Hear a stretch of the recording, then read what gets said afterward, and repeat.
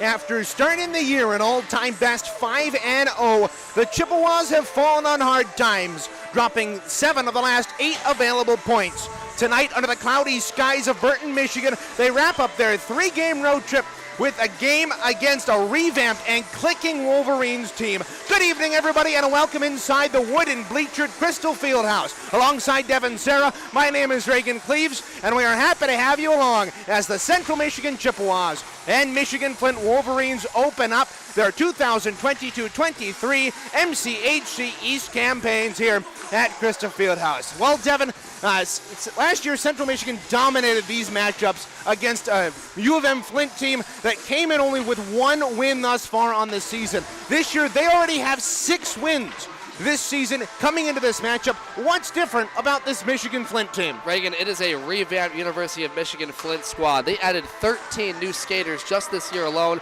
to bolster their offense. They only had 14 on the entire team last year, only able to run about 2 or 3 lines. It's a much farther depth University of Michigan-Flint Wolverines team, and I'm excited to watch them play as they've really come into this brand new squad.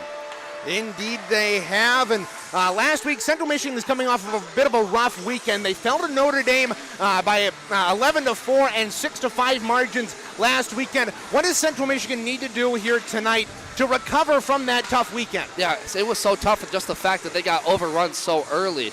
Notre Dame had all the momentum from the hop on both of those games, but late in that second game, Central Michigan had a awesome third period, probably their best of the entire season. They need to play each period as its own game. They need to take it a period at a time and not look at the grand scheme of the game as a whole. They can focus about what the score is later in that game in the third period and think about scheming late in those games, but they just have to go a period at a time. They can't let themselves get their heads in whatever the score is. If they're down 1-0, 2-0, 3-0, they have to play each period at a time and just shuffle their lines, make it a shift at a time, because that's the only way they're going to be able to keep their minds in the game. Indeed. Taking a look back at last weekend, Notre Dame entered with a 9-0-1 record. Central Michigan trying to bounce back from an 11-4 loss the night before, and the first period was dominated, Devin, by Notre Dame. They got 2 goals in the opening frame, one 3:51 in and another one 7:13 in. So Notre Dame looked to be pretty much in control of things come period number 2. However, and they extended their lead in period number 2 about halfway through. Steckman intercepted a pass to the offensive blue line for Notre Dame, worked in and scored and made it a 3-0 game. And at that point it was okay, can Central Michigan down 3-0, can they face adversity and come back? And indeed they did. Andrew Porzondik, the last 2 minutes of that second period, brought Central Michigan back within 1 single-handedly. He ripped home a one-timer from the slot on a pass from Connor Morgan, and then he also banked home a rebound off of a wraparound attempt by himself with 5 seconds left in that second period to bring CMU back within 1. And from there, Devin, it was a show of resilience for CMU in that third period. It really was. And they came back so strong, playing a much faster game. They talked about coming into that first game how fast and how unexpected they didn't prepare for the forecheck of the Fighting Irish. They got that under control in the third period. They calmed down, made sure that they were shuffling the lines like they needed to. Even though they were shorthanded without Ben Rychuk out there for them, they still came back and made it a period because they played with focus. Andrew Porzondik, however, took over in that game, and he really put his team back into it. So that was a matter of taking a period at a time. They did that in the third period. If they can play like that every period in this hockey game and the rest of the season, my goodness, look out, because they'll be firing on all cylinders. Indeed, and Andrew Porzondik single-handedly brought his team back. He had points on all 5 of Central Michigan's regulation goals, getting the hat trick as well as 2 assists afterwards to bring CMU back tied, but it was a Porzondik penalty in overtime that cost Central Michigan, as Renzulli, with 2 seconds left on that power play and 44 seconds left in the overtime period, snapped his shot from the bottom of the left circle through the pads of Elijah Jones and made it a 6-5 Notre Dame win in overtime. Taking a look now around the MCHC East, Lawrence Tech sits at the top of the division with a 3-0-1 record, Devin, with 7 points on the year, starting the year back right where they were at the end of last season, sitting number 1 in the division. They're followed by Saginaw Valley State, who is a very surprising team this year, Devin. Very much so. They're off to one of their best starts in club history. They took down the mighty Hope College Dutchmen, who haven't lost in a year and a half, as we highlighted so much the last broadcast. They've really come on strong, and that's because of their resilience at home. They're one of the best teams at home in the MCHC and the ACHA at their place at Saginaw Bay Ice Arena, and they're one of those teams now with all this momentum. They can feel it. They have chemistry. They have momentum. They have confidence, and that's really been the difference for the Cardinals this year, who right now, they've got to show up, and who can stop them right now in the MCHC? They're the teams everyone's eyeing right now. Indeed. Saginaw Valley State sits 2-2, 4 points, 3 points behind Lawrence Tech. Michigan 0-1 on the campaign with 1 point with that one tie. Adrian and Oakland both have lost their 2 conference games, and Central Michigan and University of Michigan-Flint the last to begin their division schedules. Games tonight are in the MCHC East. Outside of this is the only intra-conference matchup here tonight. Oakland will play Hope at 8:15, an East-West matchup in the MCHC, as well as another one, Lawrence Tech and Michigan State will kick it off later tonight. Devin, how about you give us a look at both these two teams tonight? Central Michigan coming in with a 5 wins, 3 losses, 1 overtime loss record here. 11 points officially. They've dropped 7 of the last 8 potential in their games against Florida Gulf Coast, Ferris State, and University of Michigan-Flint on a 4-game losing streak unofficially. They're going to have some resilience here. Michigan-Flint coming into tonight with a better record, as well as 6 wins, 3 losses, 1 overtime loss. They've won 6 straight. They've taken down Lake Superior State, Western, Robert Morris. Not necessarily the greatest teams in ACHA Division 3, but they have momentum and they have confidence. We talked about how this is a revamped roster with so much more depth and so much more scoring ability. Josh Appleberg is going to be one of their players to watch, obviously, and we'll talk about that coming up here on the pregame show. But for Michigan-Flint, they have a ton of confidence right now, and it's a tale of 2 teams. One that's right now struggling and one that's red hot as you can be.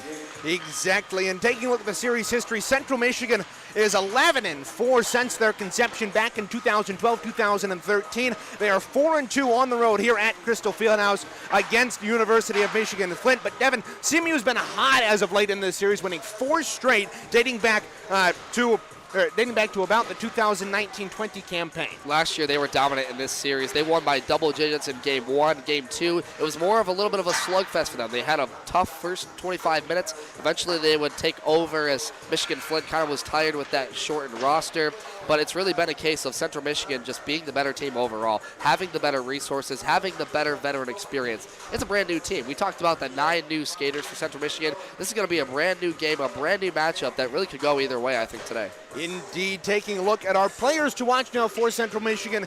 Devin, you had Jay Nadeau and Andrew Porzondik. Tell us why you are taking a look at them here tonight. Well, Jay Nadeau was the hot hand last year in this series, notably. He had a couple of assists, didn't get on the score until the series after this one last year, but he's been dominant against teams that really don't have the bolstered forecheck. And we talked about how much more depth it has, but Nadeau has a chip on his back right now. He's had a tough last couple of games, 3 out of the 4. He's only had about 2 points in that span. I think Jay Nadeau tonight shows up. I think having a full roster, having the resources around him, he'll be deadly with that 1-2 punch. He'll have a better job at center. He got shut down in the faceoff circle last week against Notre Dame. That's going to be on his back. He's one of my players to watch for that, just from a pure motivation standpoint. And then Andrew Porzondik, what more can you say about him? A dominant weekend against Notre Dame, 4 goals in that span. He's one of those players to watch because he can take over a game. And if it gets to a point in this where you talk about it could be depth close, that second, late third last time by getting his offense involved, really crashing that hard, I expect Porzondik to have a big weekend series. Indeed. Taking a look at the U of M Flint side, Josh Appleberg, their leading goal scorer with 9 games played, 6 goals, 6 assists for 12 points overall. He has points in 5 straight hockey games as part of that 6-game win streak here for Michigan-Flint that they hope to extend tonight. And if you're the Chippewas, you hope to stop them. And Owen Morrison, who through 9 games is the assist leader with 10 assists in that span. He has helpers in 5 straight hockey games. And now, Devin, we turn to take a look at your keys to the game. My keys to the game, the first one I had right here was the forecheck has to come out hard in the beginning. We saw that the fast-paced Notre Dame team really caught them off guard. Michigan-Flint could be one of those teams that we see come out of the gate fast. They're going to be hard on the forecheck. They're going to be crashing the net. Elijah Jones, who's expected to be the starter here tonight, is going to face a lot of pressure early. And CMU's going to have to has been struggling. They get key pieces back. Braden Keel is going to make his second weekend start now this week, but they're going to have to be more reliant on the goaltender than they have been, and finally they're going to have to pressure in the corner. CMU last year dominated University of Michigan-Flint when they were in the forecheck zones at the core. Make it difficult for their forwards to get into the zone and out of the zone and use your physicality. That's what this team's known for. That's their identity. I want to see them win those corner battles. Indeed, those were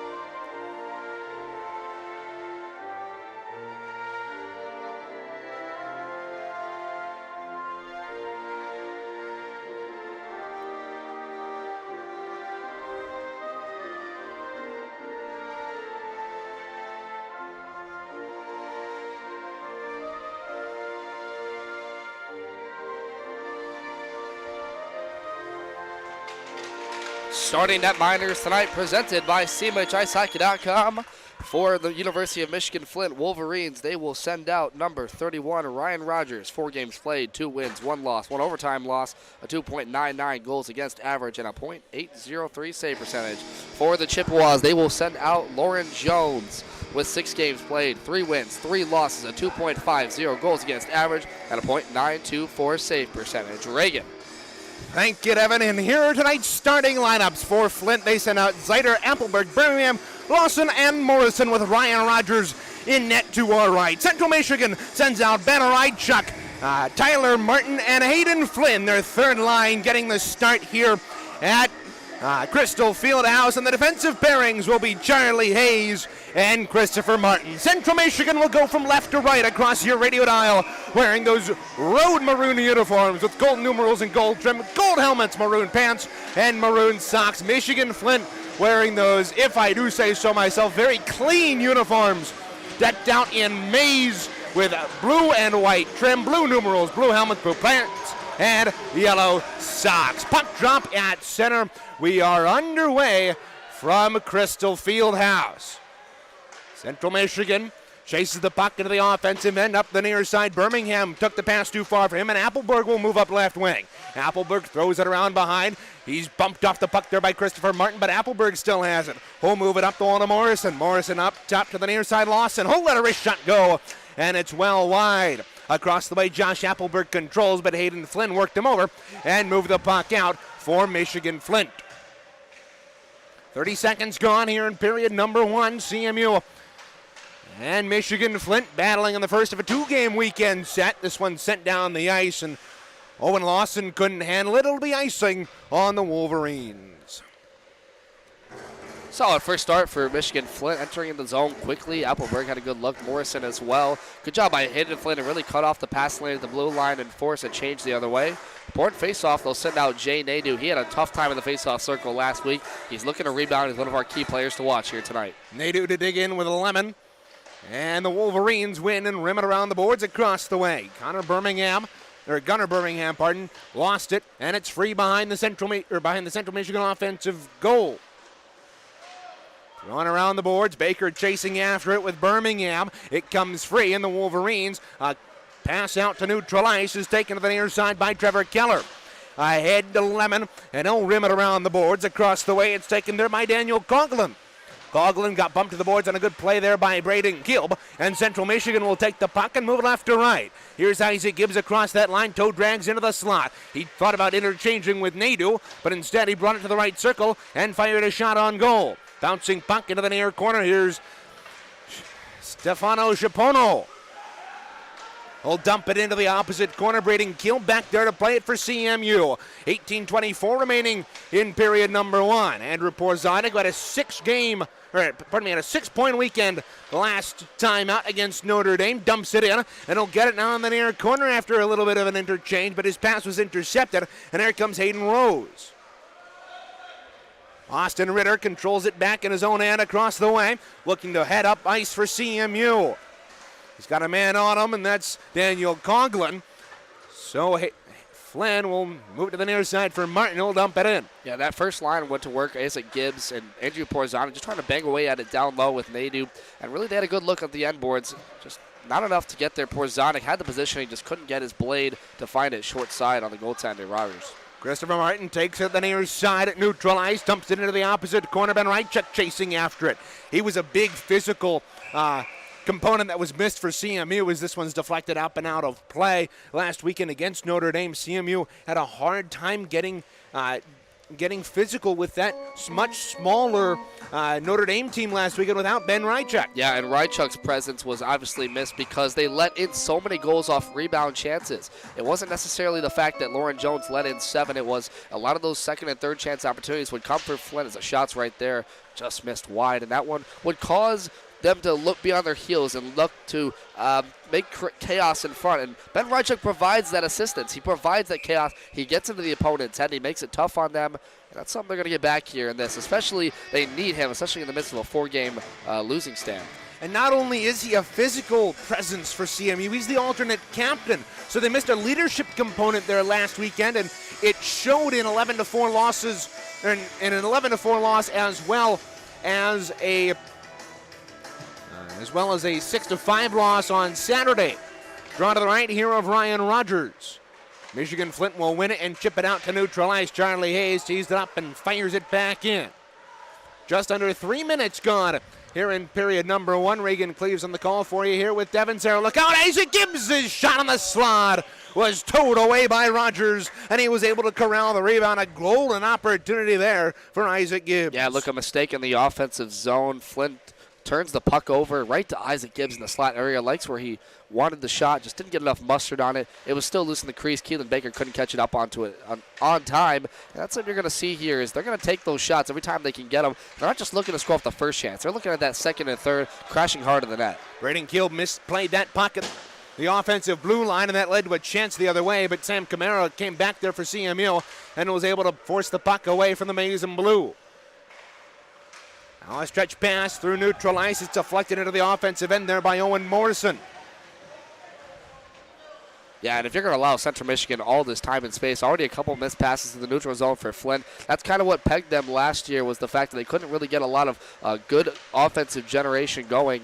Now CMU looks like they're in prime position to set something up, but Porzonik lost it prematurely there. Here's Shapono trying to work up right wing in his own defensive end, but he can't do it, and a penalty upcoming here to Central Michigan. Rogers is off for the 6th man.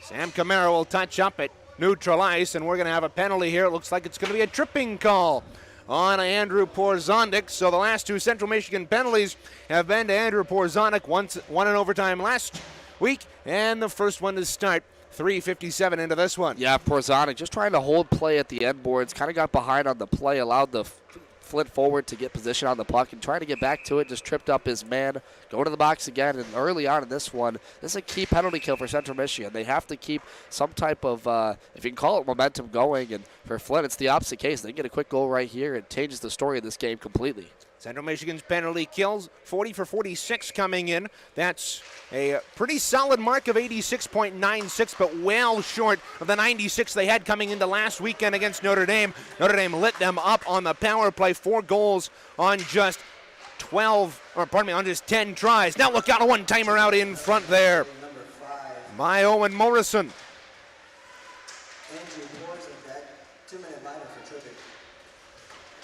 There you heard the announcement. It is indeed a trip on Andrew Porzondik. Michigan-Flint in the offensive end. Here's a wrist shot from the point, and a good save there by Lauren Jones. Clearing attempt kept in, though, by Michigan-Flint. They play to the near side. Lawson left point. Slides it out in front to Zittler. Zittler plays it down the wall. Here's Birmingham. Sending it down low. Birmingham gets it back. Another one-timer from the bottom of the right circle. He fanned on it and sent it wide. Now a pass there intended for Zittler came out. And so Michigan-Flint will have to regroup on the dump in. Really 1:03 to go. Really good gap control there by Flint. Starting off on their power play, they really didn't get the greatest look they wanted other than those 2 one-timers in the slot. Just fanning on those shots. That's somewhere Lauren Jones, he's got the initial saves, but he's had trouble with the rebounds. So he was going to have to clean up that dirty work all day in the slot, and they did so right there for the most part. The Wolverine captain Shapono got stuffed on the entry right in front of us here in the broadcast booth, and Central Michigan will take it and dump it down the ice. Pass across the neutral ice. Here's Hayden Rose across that line right side. Will pull it into the corner, dropped it back there for McKenzie. McKenzie put it down low for Rose, and it was knocked away, and Julian Johnson will clear the length of the ice for Central Michigan. 22 to go in the man advantage. Solid penalty kill, keeping them wide to the boards, not allowing them to get anything in front of the net and create one-time chances. And really, this is CMU's backbone, as their penalty kill has been so strong all year because they are relentless on their pressure. Here's McKenzie down to... He'll try the wrap around, come free to the near corner. Looking for a pass up top. He's got Shapono on the line. He'll let a shot go. That was blocked well wide. And the rebound right in front. They jam away at it. And it was sent wide. Now it's free behind the cage.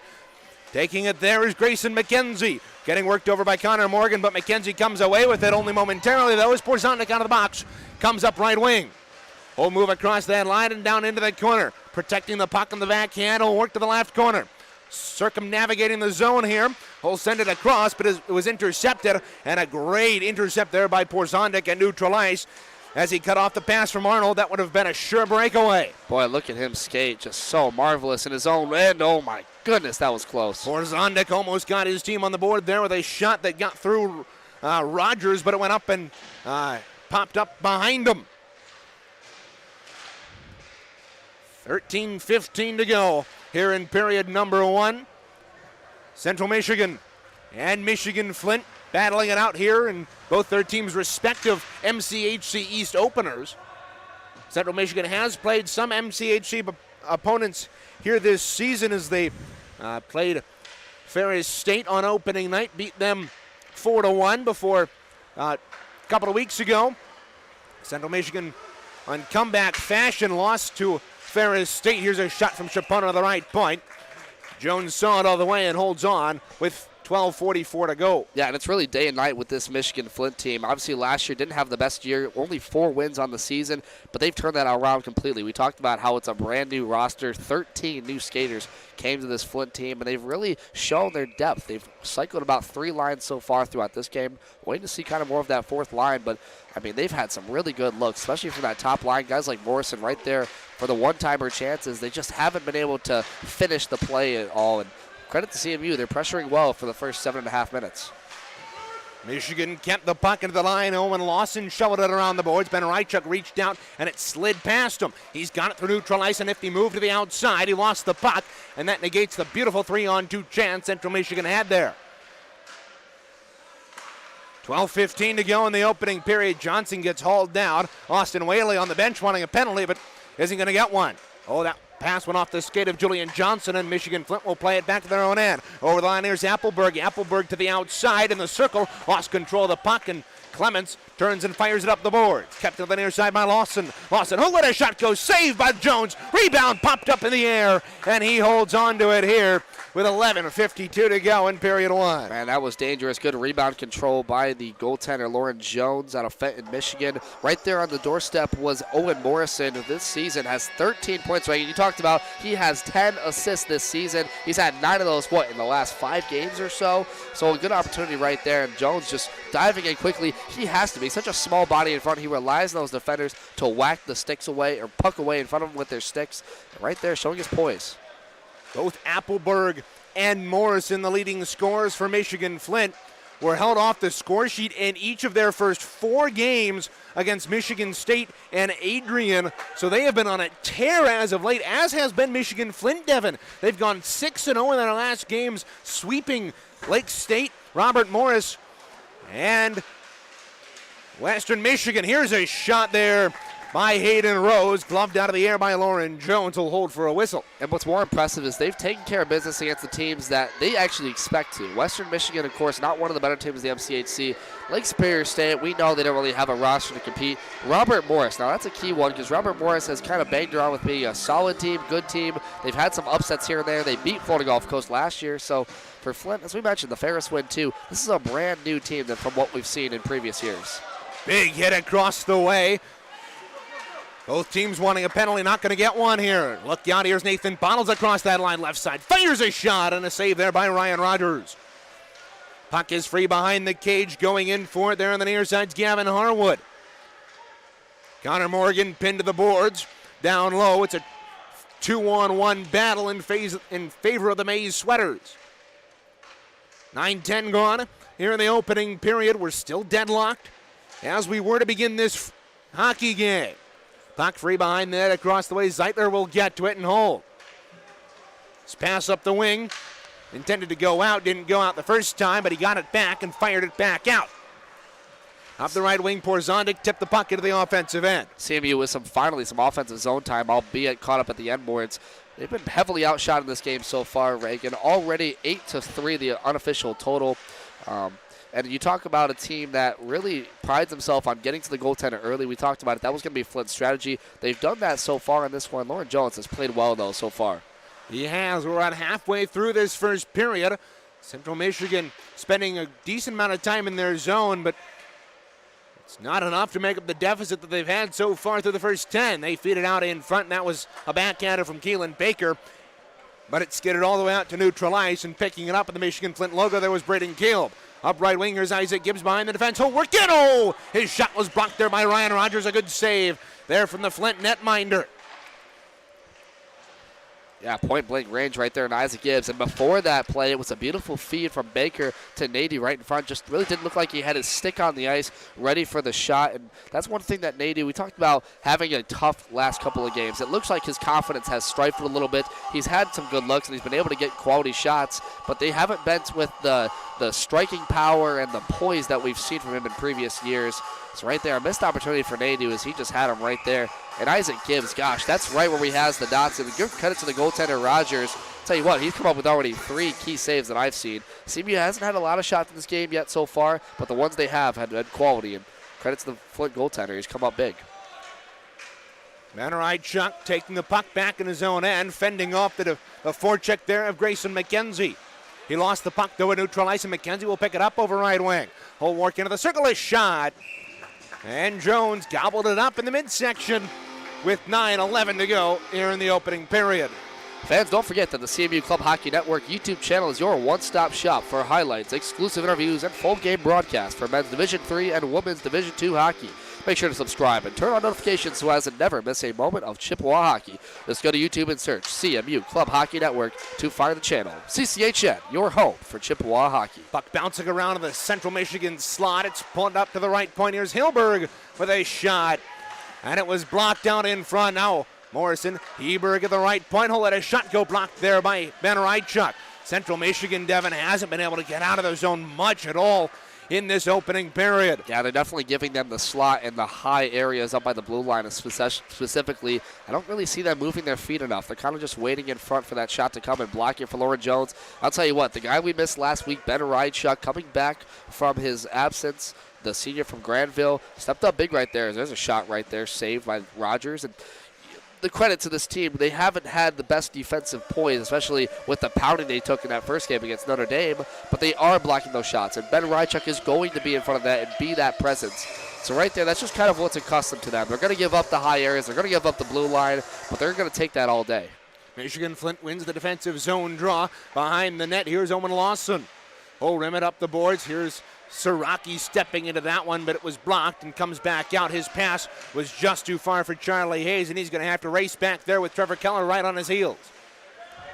Siraki on the near side, backhanded it up the boards. Morgan batting at it at neutral ice, and it eventually comes out. Porzondik, miscue in the cross-ice feed for Morgan, so the Chippewas again can't get through neutral ice. Yeah, tough sequence of passes missed right here. It seems like the mistakes are just mounting for the Chippewas, and Flint's really taking advantage of that. When they have made mistakes, they've taken over puck possession and moved it to neutral zone, where they've started to come on a bit, and when you give them confidence, that's never a good thing, especially on the Chippewa side. Porzondik trying to feed that out in front. It was batted back down behind the goal line. Here's Porzondik feeding it out in front. Loose puck, and they score! Nathan Bottles bangs home the rebound, and Central Michigan, despite not having a ton of zone time, is up 1-0. Boy, I'm not sure exactly where that initial shot came from. It looked like it was from a very sharp angle to the right corner, closest to our broadcast stand, and that was just one where right on the backdoor area, the puck's loose in front. It looks like Siraki took care of business right there and just pounded it home to give CMU that first early lead. That's what we talked about, getting those dirty goals. They haven't been pretty. They haven't been very necessarily nice, but they've had a good job and, rebound off the stick. So one of those that, get those pucks on the net and see what happens, create chaos, and it creates good stuff happens. A goal right there for CMU and puts them up 1-0. Wait on the announcement, but unofficially,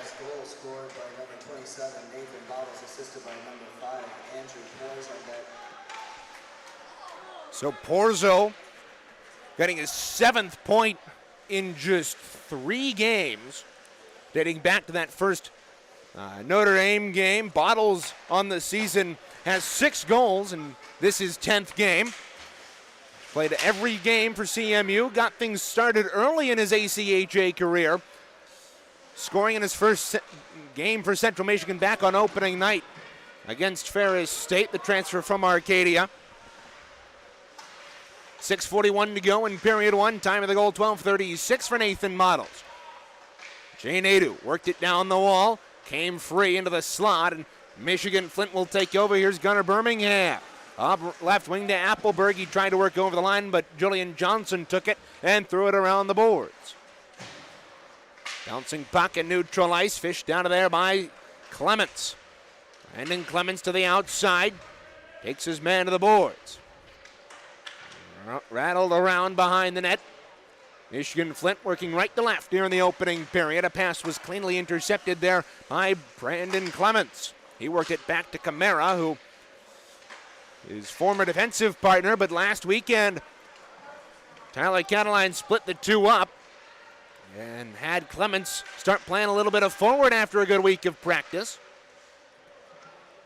Yeah, Clements has really shown himself to be that two-way defender. We were really unsure of what he was going to fit in the mold of this team. Hasn't actually scored a goal this year yet, but boy, Reagan, has he played phenomenal, especially with puck possession. He is a player that kind of likes to hold the puck a lot longer than some and make stuff happen, but he's one of those guys that, look, for a long time to come, could be a factor, especially as an offensive defenseman. Johnson had a good opportunity at the side of the net, but it was whacked away from him. Michigan-Flint back the other way. Hayden Rose chasing it after it. Overstepped the puck, and Christopher Martin's pass out in front was deflected onto the stick of the Wolverines. Nathan Bottles, though, intercepts, tried to play it up to Morgan, but it was thrown back, and Nathan Bottles trying to corral it in his own end. 5 minutes to go here in period number one. Stay with us for the first intermission report. Devin Serra will have that for you. We'll take a look at the out-of-town scoreboard. Now in front, they score! Was that Tyler Martin on the back door, or did that deflect off of Rogers and in off of Nathan Bottles' shot? We'll see what is the verdict here, as it looks like Nathan Bottles is going to go through the line first. CMU, just like that, on a wonky goal, is up 2-0. And that's really two wonky goals right now from sharp angles, just sending the puck to the net, waiting for a Chippewa forward to bang away at it, and just like that, they send one home. Once again, not really the most pretty goal. It's not one that they're going to say, look, like we did something well, but if you send stuff in front, it creates chaos, gets the goaltender moving, and right there, once again, Rogers lets in, I would say, kind of one of the more easy ones once again. And right now, Michigan-Flint finding themselves in a 2-0 deficit. Good work by the Chippewas, though, to come back from their mistakes and create more forecheck presence. Taking the puck over at center ice, Keller taking to the far side.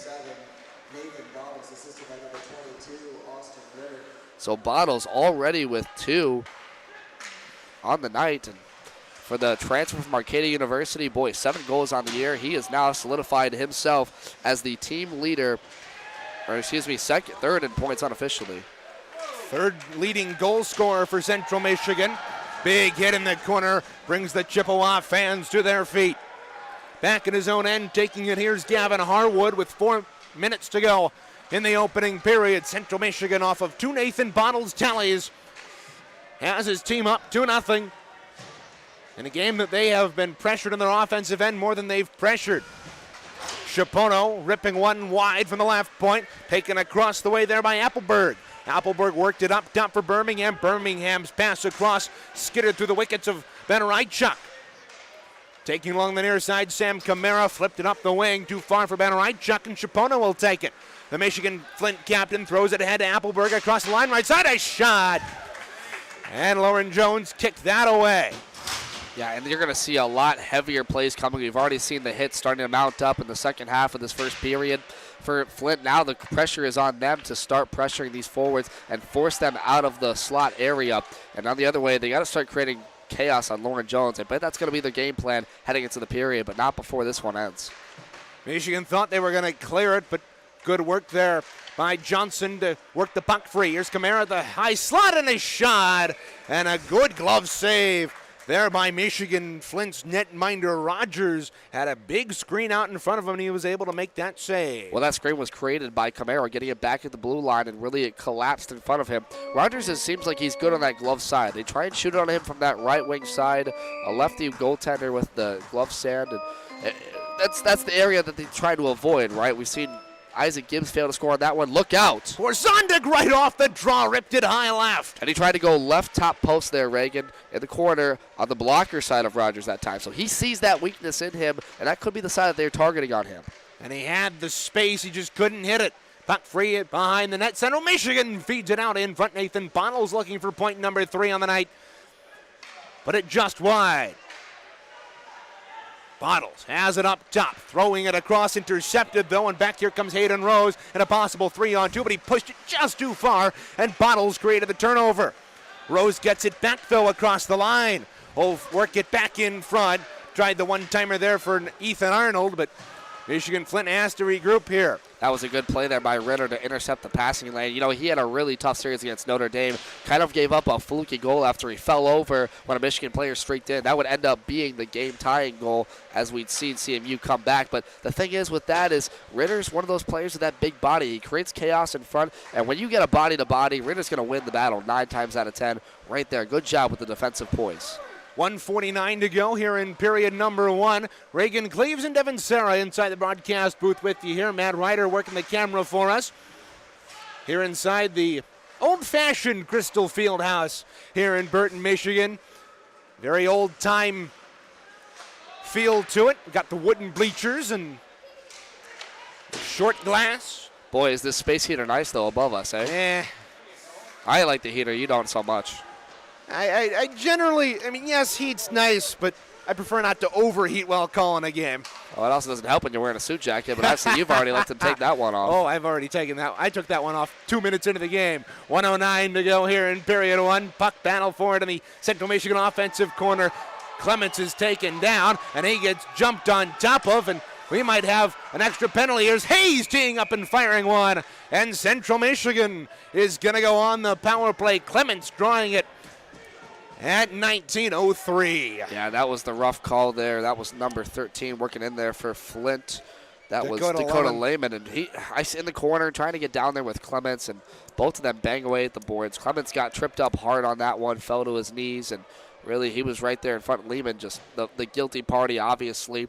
But this is important because 57 seconds left. CMU's had, once we've seen the chaos in front. 2 kind of fluky goals that have come in weird ways off of the paddle of a stick, and then the second one just a rebound opportunity. So for them, it's just crash net. Keep pucks going to Rogers, but avoid that glove side because that's where he's been dominant. 2 minutes on the clock for the penalty. 55 to go as the puck is dropped in the period.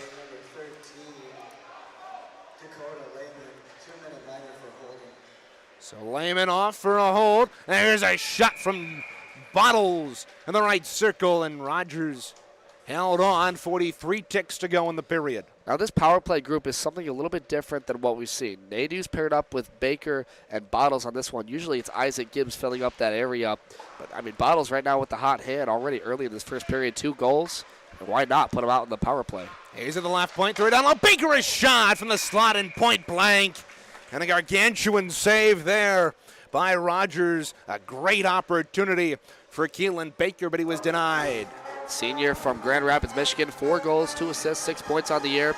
Second year as captain for them, and we talked about how good he is defensively when he filled in for the absent Austin Ritter and Kyle Chapman still this year. He played phenomenal, but even so better forecheck. He's one of the guys gets down low to the net, really creates chaos in front. He's such a big body. He can just screen the eyes of the goaltender all day. Michigan-Flint wanting a penalty as Baker hacked the stick out of the hands of Gavin Harwood. Chippewas able to keep it in there by Hayes and Nadu, the combined effort with 4 seconds to go in the period. They throw it on goal. Puck is free behind the net. The Wolverines take it and lift it down the ice. And that'll do it for period number 1. Central Michigan goals 3 minutes apart by Nathan Bottles. Sees them up 2-0 headed in to intermission number 1. Stay with us. Devin Serra will have the intermission report for you on the other side here, live from Crystal Fieldhouse.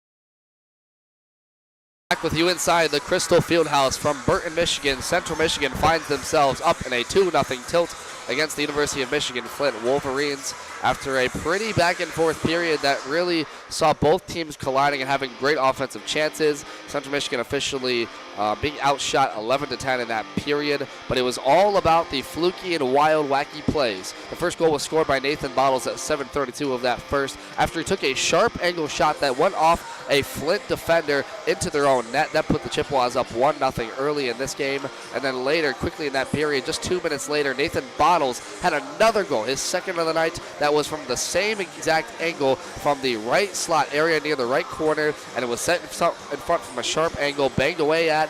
Bottles gets the goal credited. Assistance coming from Andrew Porzonik and Austin Ritter. So good for Andrew Porzonik. Continues his good trend of what he did last week against Notre Dame in a dominant points performance. The story of this game, however, has been so far the face-off woes for Central Michigan. Once again, being dominated in the face-off circles, particularly in the offensive zone. They haven't exactly won every draw they've seen that's come back to Flint forwards. That's been a trouble area for them. We talked about Jay Nadeau, one of the players to watch in this one. He's taken the majority of those face-offs and has lost some of them. So Jay Nadeau's going to have to find a way to man up in the face-off circle, as well as Hayden Flynn, and really a group that sorely misses the presence they had last year day and night. Another notable point from this, the physicality ramped up later in the second half of that first period. We saw a lot more hits at the center ice, notably cutting off passing lanes. Keelan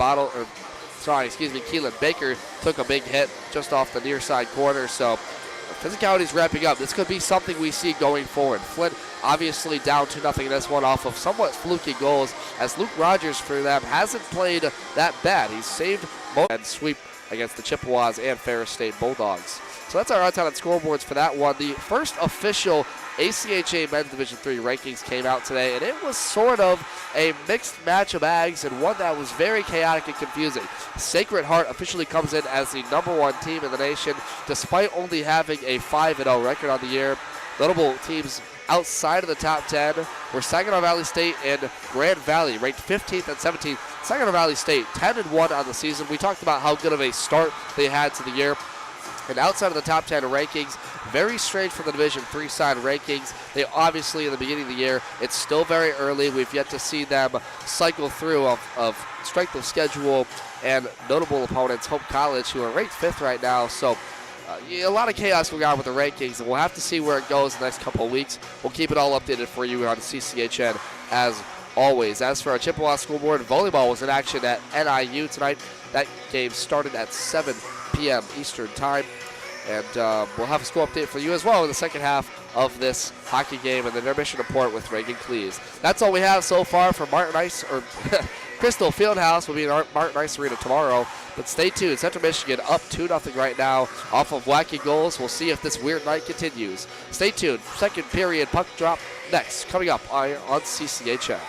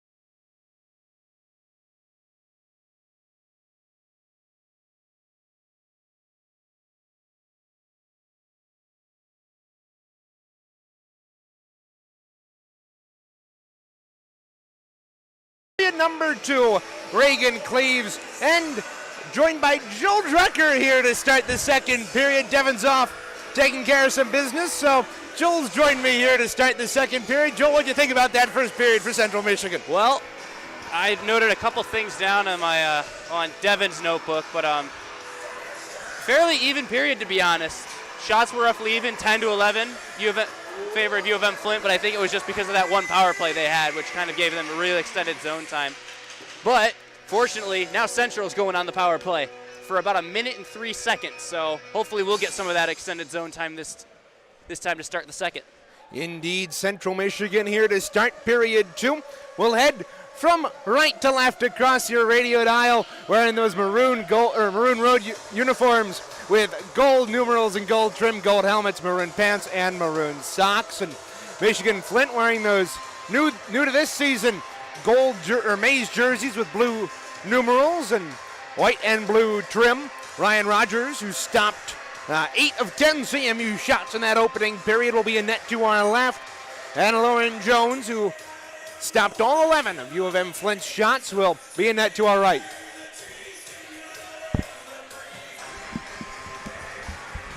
So, Central Michigan, as it is time to play the game here at Crystal Fieldhouse. It'll be Connor Morgan to dig in with Josh Appleberg at neutral ice. Central Michigan on the power play, but they can't win the draw as we are underway in period 2. You know, I missed that conversation, Reagan. Do you have any goaltending talk? You know, you guys are 2 goalies. We haven't mentioned that a million times already. We didn't talk about the goaltending. Oh, Devin. wow, really? I Wow. know, it's surprising. That's a first. A former That's goalie awesome. and myself, and yes, Joel Drucker, we didn't talk about goaltending. Shocker. Oh, boy.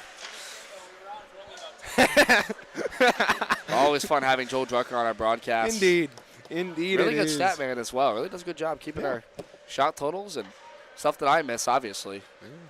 Central Michigan up 2-0 in a game in which they started a little bit lackadaisical as they allowed Michigan-Flint a bunch of zone time and then ended up not being able to convert or stopping them on a penalty kill, and that really changed the course of that first period, Devin. Once Andrew Porzondik got out of that box, and CMU just seemed to have a different life in them. Yeah, the first 6.5 minutes really went to Flint. They were doing so much better in the offensive zone, out shooting the Chippewas. I think at one point it was 8-3. Look out, this one's loose again. Point is, though, is Chippewas came back a lot stronger. They got that first goal, kind of a fluky one off the paddle of a Flint defender, but it created momentum for them. And they had a lot more offensive chances. They evened up the shot totals. And I'm more impressed with that top line. Nathan Bottles, obviously, 2 goals on the night, but that's because of their relentless forecheck, and they've been able to enter the zone cleanly. A lot of good stuff for the Chippewas so far. Clements' zone entry on the left side was knocked away, and this goes up and out of play off of Julian Johnson. And Devin, that's a little bit of an interesting quirk down in the left corner. That netting juts out over the ice surface in the corner, and that's really what caused that out of play on normal rink. That may not go up and out of play, but here at Crystal Fieldhouse, it does. A lot of these old barns, they have some character to them. They've got wacky, characteristics. That's one of them here. That kind of reminds me of that Florida Gulf Coast low. I guess the glass is like a half an inch lower or so than a normal regular size. So a lot of pucks go out of play easily because of that. And shit, that reminds me of it, Yeah, fans, if you're wondering what we're talking about, think back to like 1990s hockey when you had Patrick Waugh in that 9-0 in that crazy game where he let in 9 goals and then got traded. Think of the glass like that, half the height of normal glass you see in the National Hockey League today. That's what it's like down in Florida. It gives that rink a little bit of a character. And now look out, Andrew Porzondik poked the puck free, and CMU can't get from the offensive end. Look out, Nathan Bottles forced a turnover. Is Andrew Porzondik picking up the loose change. Entering the zone right wing, will try to spin around in front. He got chopped down, and Michigan-Flint will come back the other way. Up left wingers, Appleberg, he's beaten Ritter. But Ritter, using that reach, was able to pick up the puck and throw it out in front where Christopher Martin initially fanned on that shot. And it was moved out. Here's Nathan Bottles up with speed. Bottles to the outside, backhander! And holding on to it there was Ryan Rogers with 17:37 to go here in period 2. a dangerous chance there. Appleberg getting all the way back on the play, creating a one-on-one chance. And Austin Ritter again. We talked about how he had a struggling week last week. That's now 2 good chances he stopped for Flint, the senior from Alpena. He already complements a great leadership core, but this year, he's had 1 goal, 4 assists on the year, already surpassed career high numbers. And now they score! Keelan Baker banks home the shot and the rebound there from Isaac Gibbs, and Central Michigan is on another fluky goal, up 3-0. Well, when you put pucks on net, good things happen, and Luke Rogers, who's had the rebound struggles tonight, we've seen pucks loose in front, get to additional forwards. Right there was Keelan Baker on the back door, just bang it home on that backhand and get it past the goaltender on that left shoulder side. And one of the things that they've done well is, like we said, even though the forecheck hasn't been dominant, they've just gotten pucks on net, and good things have happened, and it's really cost the Wolverines, especially early in this game. Indeed. Isaac Gibbs coming back to hold the puck. Home move up left wing. Over the line, his shot was blocked, and Michigan-Flint regains control. Up left wing, here's Rose. He'll dump the puck into the near corner. He'll pick up his own dump in, and will skate to the far corner. He'll work it up top there for Chapono. Chapono back down the wall for a shot there by Rose, and Jones holds on with 16:57 to go here in period 2. And Devin, we mentioned the last time these two teams played was back here last year on the 6th of November, a year ago on Sunday. And in net for CMU, that game was Lauren Jones, and that was more of a fill-in game after Joel Drucker fill in for Thomas Rofe about partway through game 1 of that series back on Friday. Here's a good save with the glove there by Lauren Jones. And what have you seen out of Jones here tonight, Devin? Any improvement from last year? Well, he's definitely improved in his rebound control. Obviously, we talked about Notre Dame having a tough series, but in this game, he really hasn't allowed too many second or third chance opportunities. When he has, his defenders have bailed him out, but he's just so much more calm and poised. The confidence is such a big thing in goaltenders. I'm sure you and Joe Drucker can attest to this, that a goaltender needs to have the trust of his team on his back. And CMU, when he's in net, plays up to their opponent, and they make sure that they take care of business when they can. And they did that for him this series. I just love how much more confidence he's had. He hasn't done anything really different. He's not necessarily a better flashy goaltender. He moves around a lot because he's so short. I don't want to say small because that'd be the wrong terminology. But he's just one of those dynamic guys and works so hard. When he was at the Michigan or Detroit club hockey team, his general manager Jason McCrimmon said he's one of the hardest working and coachable guys on the ice. He worked with the Saginaw Spirit goaltender coach AJ Walchak too, so he's had that veteran mindset. He's had those players and goaltenders that have had great mindsets with him, and he's really carried that into his game, especially this year. Exactly. It's good to see him having a good start after that admittedly rough start against Notre Dame in game 1. Ritter's shot was blocked, and away come the Wolverines. Morrison up left wing, left it there after he forwarded on to Coughlin, and a long shot from center, glove down there by Lauren Jones, 4-minute mark of period 2. And the mental confidence is high because having a 3-0 lead like this, he can kind of sit back and go, okay. Again, we apologize for any technical difficulties we have here on this broadcast. It's much like we had last year, the Wi-Fi situation a bit rougher here at Crystal Fieldhouse, but we will get through it, and at the end of the night, we will upload a full stream if it is indeed that choppy on YouTube. We'll update that later tonight. Keep an eye on our YouTube page, CCHN. Bouncing puck in the offensive end, kept in the left point by Ritter. He faked the slap shot and threw it around the boards. 15:36 to go in period 2. Central Michigan up 3-0 off of 2 goals from Bottles and a goal from Baker. Now puck out in front, and Michigan-Flint barely cleared that off the line.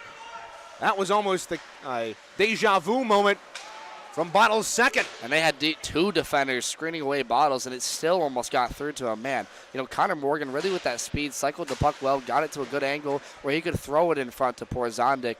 Just couldn't bang it home on the finish, but man, what an effort from this team. Just mentally they look a lot more calm, a lot more focused, and right here they've got a good chance. Now Bottles working in, and a big save there by Rogers. Bottles picked up the loose puck at the right point and danced around the defense. Now he comes flying in. Bottles showing some hard effort down below us, and allowing Central Michigan to gain momentum or to keep momentum here. And you know what? This play was all started off a key face-off win by Andrew Porzonik. I talked about it in the intermission report that face-offs were the biggest woe right now facing the Chippewas in this game, and really, in my mind, of recent memory. And it's something trying to clean up. Andrew Porzonik right now is the MVP of this team for the last 3 games at least. He's really just doing it all. He's on the back check, great. Obviously, the offensive presence. But right now, winning faceoffs, that's the last element he needs to add to his game. Look at Jay Nadeau, though. Jay Nadeau over the line, fired the shot wide. Porzonik's now got points in 3 straight. With that assist on the opening goal of the game. Baker throwing it out in front, trying to find Nadeau on the back door. It didn't work. Siraki holds to the right point, throwing it down low. And his pass out in front was deflected. Here come the Wolverines, Conklin up right wing. He got knocked down at neutral ice, and the Chippewas throw it back in. 13:50 to go, period number 2. Central Michigan up 3-0 here on Michigan-Flint.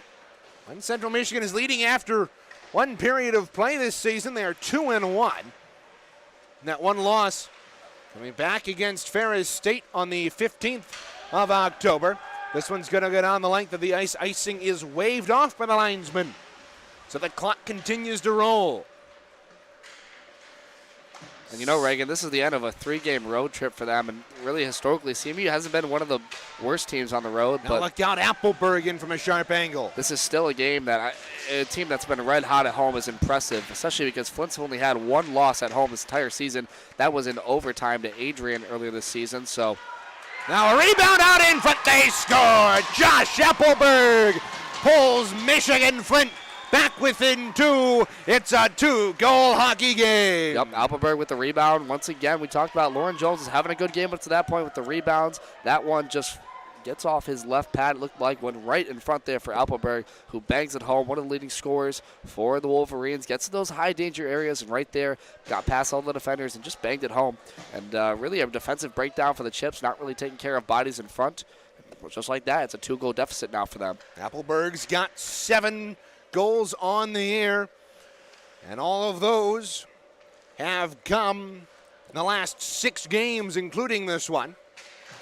And you talk about rebound control, Devin. Earlier in that zone possession for Michigan-Flint, Lauren Jones kicked out a loose puck that he really could have held on to with the stick, and that allowed the play to continue.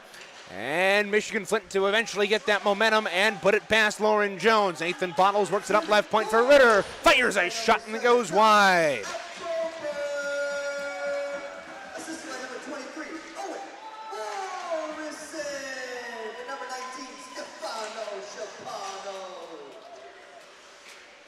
Man, high danger shot there from Connor Morgan right in the slot, point blank range. You know, CMU right now, look at them. Straight off a goal. Look, they're back on the hop. Already a good offensive zone time possession. And like you talked about, Lauren Jones, look, we have to say that the mental errors do happen at times. Sometimes he has had trouble with necessarily holding on to pucks when he should. Now Morgan rings it off the iron and it comes out. Great opportunity there for Central Michigan with Bottles, Porzonik, and Morgan in on the 3-on-2. I guarantee you they heard that all the way to High Street. What a shot by Morgan at point blank range. Sometimes that's the goaltender's best friend. And there it was for Ryan Rogers. Now Nadeau taking the pass from Gibbs, will move down right wing, throwing it out in front. Took a deflection off of the stick of Ethan Arnold. And Rogers will hold on with 11:42 to go here in the period. Now we'll take a look at this date in Chippewas history. Back in 2017, Central Michigan completed the sweep of Miami of Ohio, defeating the Redhawks 7-3 at Martin Ice Arena on Saturday. The Chippewas scored the first 4 goals of the game, coming from Dylan Billings, Dalton Sutherland, Ryan Dyer, and Joey Simon-Zelli before Miami got on the board halfway through the second. Central Michigan would go on to win 7-3, and Trevor Whitehead, the netminder for CMU, stopped 10 of the Redhawks' 13 shots en route to the win. Now Keelan Baker controlling behind the net, throwing it on goal. That was saved by Rogers, and the rebound, Gibbs! Oh my goodness! Isaac Gibbs didn't finish the Michigan, but he batted it out of the air, and Central Michigan is up 4-1. Are you kidding me? Isaac Gibbs with the prettiest goal we've seen in a long time. Tried to do the Michigan, lost it for a second, and he did it one better. He whacked it in off of a loose puck off his stick. Oh my gosh. Wow. Isaac Gibbs what an was- effort from the sophomore from Novi. Isaac Gibbs was eager to get back on the score sheet after being held off in that 6-5 overtime loss. And you at can Notre hear Dame. the gasp from everybody in this building like, oh my gosh, did he just do that? What You a know, goal. Oh my. Isaac Gibbs' first reaction probably wasn't, hey, I scored. It was probably, darn it, Hope did it better than me. As we saw earlier this season, the Hope Dutchman scored a Michigan goal. Wow. Gibbs' goal unassisted. I mean, I'm speechless right now. That was the coolest goal I have seen in a long time, You see a lot of good goals, and Isaac Gibbs is, at least from this team. has no shortage of them, but that one was just unexpected. Now steaming up right wing, here's Siraki taken down, and how was that? I guess that's really not a penalty, but good hit check across the way. Yeah, but how about Siraki outpacing the defenders right there? And Siraki, that freshman from Northville, Michigan, you know, he has played a pretty stout game so far through his first 10. Really not one of the guys that gets on the score sheet all the time because he had to move back on defense for the injured Braden Kiel for the first half of the season. He played well in that position. Now he gets some more offensive time. He gets some chances to show off his skills, his speed. He reminds me a lot of Jay Nadeau the first time we saw him step on the ice. Indeed, and if I'm Joe Grogan, our social media manager, I'm taking a clip of that and sending it to the Hockey House pod. So that was a highlight reel goal there from Isaac Gibbs to put CMU back up by 3 after Appleberg I mean, brought I still Michigan cannot. Flint back in a minute and 41 earlier. We knew he had the hands to do it. We just never thought we'd see it, Reagan. And boy, what a treat. I mean, Isaac Gibbs, once again, we talked about him being now one of the leading point mans for this team. And again, just showing off that skill. And now this is the time when a lot of those key forwards, a lot of those key players for CMU, like Porzanic, like Isaac Gibbs, like Nathan Bottles, are coming into their own, getting comfortable with their play, and really taking over games like they just did. Puck bouncing around at neutral ice. It comes to the near side where Julian Johnson takes it over left wing. He'll feed it out in front. Chapono takes him hard to the boards and retrieves the puck after it was knocked loose. The Wolverine captain charging up right wing. He'll move into the corner and behind the net with speed, throwing it out in front. It comes to the point, slapped down low by Eiberger. And you just know the boys are buzzing after that one, especially because of how much the pace has picked up. Look at that. They're hustling to the puck. Ben Rychuk's getting back to the blue line. Andrew Siraki almost had a breakout chance for the hip check in front of the CMU bench. Now the Wolverines threw it out in front. They had a man out on the back door, but Lehman couldn't finish the deal. Kamara battling with Lehman at neutral ice. Rychuk takes the check from Chapono. Chippewas throwing the puck around Michigan-Flint. A much more physical team than we saw last week in Notre Dame. Notre Dame's a speed. Oh! And Connor Morgan just took down Lehman. And there's going to be a penalty on, I believe, Connor Morgan here for taking down Lehman. Yeah, just getting caught up on the big hit in the slot area. And Lehman took him down to the ice. Morgan held his head down as he was getting up. And, yep, they're going to call that every time, 9 times out of 10 at least. And that's going to send now CMU to their second penalty kill of the night, correct? Yeah, and Morgan's pleading his case, like, why didn't the penalty get called on Dakota Lehman? But it is what it is, and you can't react in the game of hockey. The referee's more likely going to call the reaction than the initial thing. 2 minutes on the clock for Connor Morgan, so it's only a 2-minute power play for Michigan-Flint. Lose another face-off. Ripping one from the left point, high. Michigan-Flint still has it. Right point, Zeitler. Back up, to Zeiter.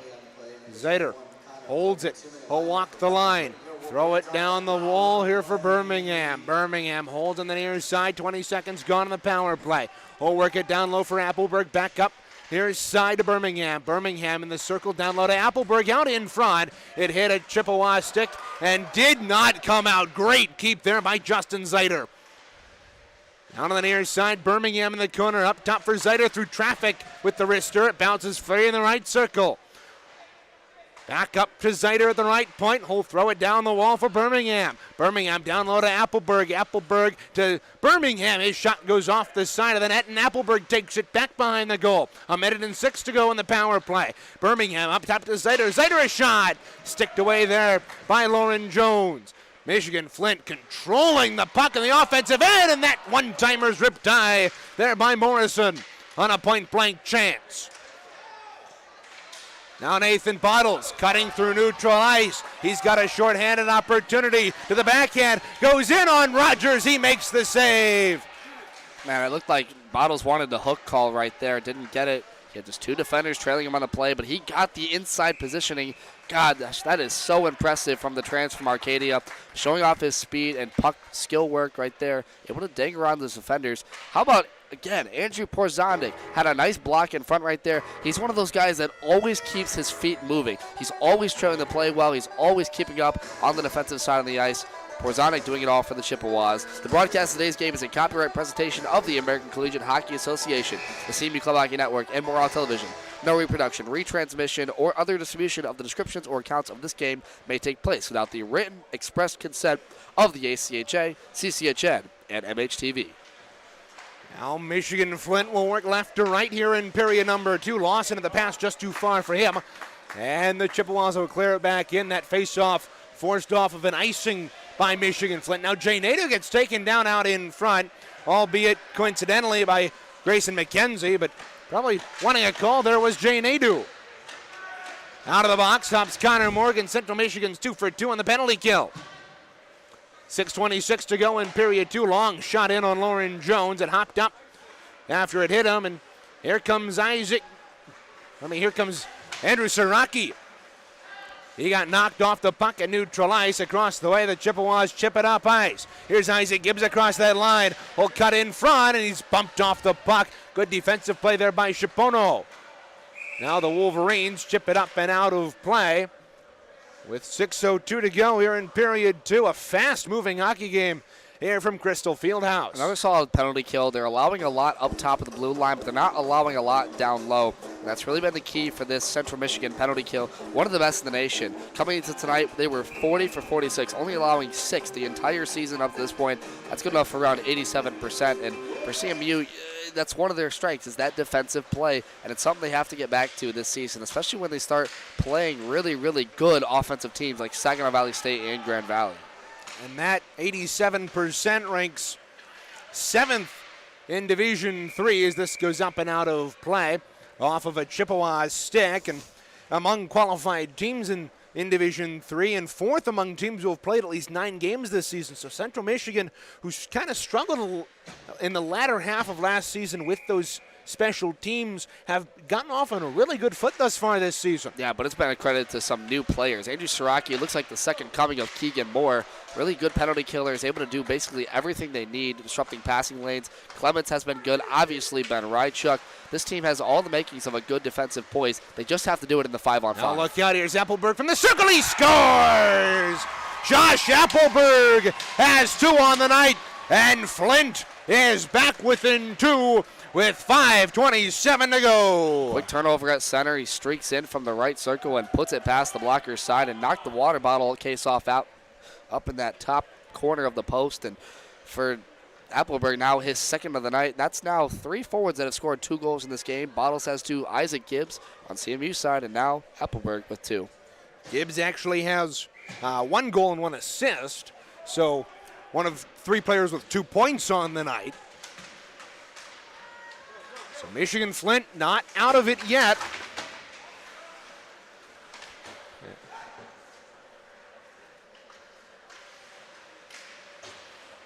Yeah. 15-14 to go in period 2. Pardon me, 5:14 to go in period 2. Up the left wing, Lehman trying to build on the Appleberg goal from a moment ago. Ripped it wide. Kept into the right point by Harwood. Look out. Here's Andrew Porzondik and Nathan Bottles in the 2-on-1. Porzondik fake. Tried to go behind Rogers, and the net comes off. And the face-off's going to be in the defensive end of the Wolverines. Yeah, Porzondik's arguing his case. His own guy knocked the netting off. They kind of wanted maybe a call for that one, but just streaking in, trying to get back on the play. Good poise by Porzondik. Maybe he could have passed that one in front, made a second chance opportunity, but trying to do a lot of it, and why not? I mean, Porzonic's had the hot hand, especially the last weekend we talked about. And he's already got a point tonight on that opening Bottles goal. Cube slides it across to Camara, right point. Camara's shot, and off the paddle and up into the glove of Ryan Rogers. He holds for a whistle with 4:47 to go in the second. Fans, stay with us for the second intermission report. I'll have a breakdown of the opening frame for you. Here from Crystal Fieldhouse in Burton, Michigan. Yeah, and credit to what I said earlier, Baker was the one actually with that goal, so Gibbs, yeah, has one tonight. But, I mean, these are key forwards that for both teams really have been doing it all season. We talked about, again, Nathan Bottles with kind of 2 fluky goals earlier in this one. But Applebergs have been barred down. Man, if you're a Flint fan, that is a bright spot for you. As Appleberg, he's just one of those guys who can just do it all. Here's McKenzie throwing it back door, and Michigan-Flint is back within one. Ethan Arnold on the back door. 2 quick goals by the Wolverines. They are back within one. Yep, good transition coming back the other way. Hayden Rose gets over the blue line to the right circle, sends this one in front for Arnold. He makes no mistake about it. No defender keeping them away from Lauren Jones, and really not much he can do there. Just trying to get across the crease there and take that chance away on his blocker side. But just like that, boom, boom, 2 quick goals, and just like that, they put Flint back in this hockey game. Arnold right on the back door. 2 goals in 53 seconds for the Wolverines. Arnold's second of the game, or second of the year. So Central Michigan. Flint goal scored by number 15, Ethan Arnold. Assisted by number 12, Grayson McKenzie. And number So that was actually. Owen Lawson. So that was actually Grayson McKenzie there with the feed in front, as well as Lawson with the assists. So a couple of players notable tonight. Owen Lawson has 2 points on the night. Grayson gets the point as well on the assist. And Arnold, once again, making no mistake on the finishing ability. So now if you're CMU, this is a key face-off here. They get an offensive zone chance. They've got the line they want. Gibbs, Nadeau, and Baker. Now they have to capitalize. That we didn't see out of them last season. Matches that they're so good at having physicality on. Chapono ripped the wrister high, and Ritter was able to pick up the puck on the end boards. And Ritter's going to pick up a penalty here? A high-sticking call on Austin Ritter. Yep. As down to the ice went Owen Morrison. So Ritter's going to go off, and Central Michigan back on the penalty kill. So like that, Michigan gets 2 quick goals in this one, Appleberg and Arnold, and another penalty coming up here from Ritter. Again, like we said, this penalty kill group has been great. They're going to send out Camara and Siraki, who we've talked about have been great on the kill. Bottles and Porzonik will make up the forward groups. And this group has to come up big now. 3:21, the ice is tilting a little bit more in Flint's favor, and this is the time where they have to step up. Indeed, draw to the left of Lauren Jones. Off of the tie-up. Camara slammed hard to the boards. Puck comes free behind the net. On the near side, Birmingham. Down low to Appleberg, back to Birmingham on the wall. He threw it out in front, corralled there by Morrison. Morrison worked it up the wall, and it was taken away there by Nathan Bottles. Porzondik gets to the rebound off of the Bottles shot in the corner. He's pinned to the boards, and Owen Lawson takes it. Lawson's pass to the near side for Zeiter. Hopped over his stick, and the Wolverines still pinned in their own end with 1:26 to go on the man advantage. Great collective there from Porzondik and Bottles just to kind of carry the offensive zone time, get a shot on net, and that's taken away already almost half of their power play. Justin Zeiter up left wing. Will halt just in the corner. Looking for a pass. He's got one up top if he wants to find Appleberg, but elects to go out in front. They shoot. There was Gunnar Birmingham. And Lauren Jones there to make the save with 1:06 to go on the man advantage. Kind of a lucky break that Birmingham didn't get that puck a split second sooner as Jones was just moving across. CB doing a lot of puck watching right now. They're kind of just following the lead man, waiting for him to make a move, and it's allowing other Michigan forwards to streak it on those backdoor chances. So CBU, they've got to collect themselves and stop breaking down so much in front of their net. They have to just remain steady with their man and break up the passing lanes. Puck free behind the net. Austin Ritter poking at it. It comes free. McKenzie in the corner. McKenzie up top for Chapono. Chapono holds, winds up, passes across a one-timer. And gloved down by Lauren Jones. 51 to go in the power play for Michigan-Flint. Couple of good opportunities in this offensive zone possession. Yeah, and they're going to get the personnel they want. They've got Birmingham out there along with Appleberg to dig in. This is a massive face-off now for Connor Morgan, the freshman. Morgan to dig into the right of Lauren Jones. Left wing circle the Chippewa end to our right. Michigan-Flint wins it once again. Dropped off there by Birmingham. Pinned to the boards there by was Lawson. Lawson across to the near side for Zeider. Zeider throws it and trying to find Appleberg on the back door for the hat trick. That didn't work. Appleberg behind the goal, tries to pull it free. It's up in the air, comes out in front. Isaac Gibbs battling for it, works it up the wall. Birmingham holds on the near side, up top for Zeider. Zeider, a wrist shot through traffic, deflected high and wide. 1:46 to go in the period. 23 seconds to go in the man advantage. Birmingham holds on the near side. Birmingham will walk down the wall. Appleberg up top for Zeider. Zeider across, just too far. There's a shot there by Lawson. He ripped it high. Birmingham gets it back on the near side. 10 to go in the man advantage. Up top for Zeider. A shot deflected up and out of play by Lauren Jones. And the Chippewas can breathe a sigh of relief, but only for a few seconds. They're lucky Lawson shot that. He had a good look there from the top of the left circle, but he had a backdoor chance there for Appleberg. They're just waiting. They're just absolutely anticipating every move by their forward to get it in front of the net and get it across. Jones right now, he's having a tough time crease to crease. I would say if Michigan-Flint, they're going to be targeting that area on him. The defenders just have to help him out a bit and kill off this last 5 seconds. Another big face-off. Jay Nadeau digging in, can't win the face-off. A shot! Oh, a good opportunity there for Owen Lawson right off the draw. And Nadeau, he's watching his man there. He thinks he's got the puck under him, but instead of that, the puck just streaks in behind him. They have to watch the puck more and focus on that aspect. They're not going to be winning the face-off category. They haven't the last 5 games or so, really up to this point in the season.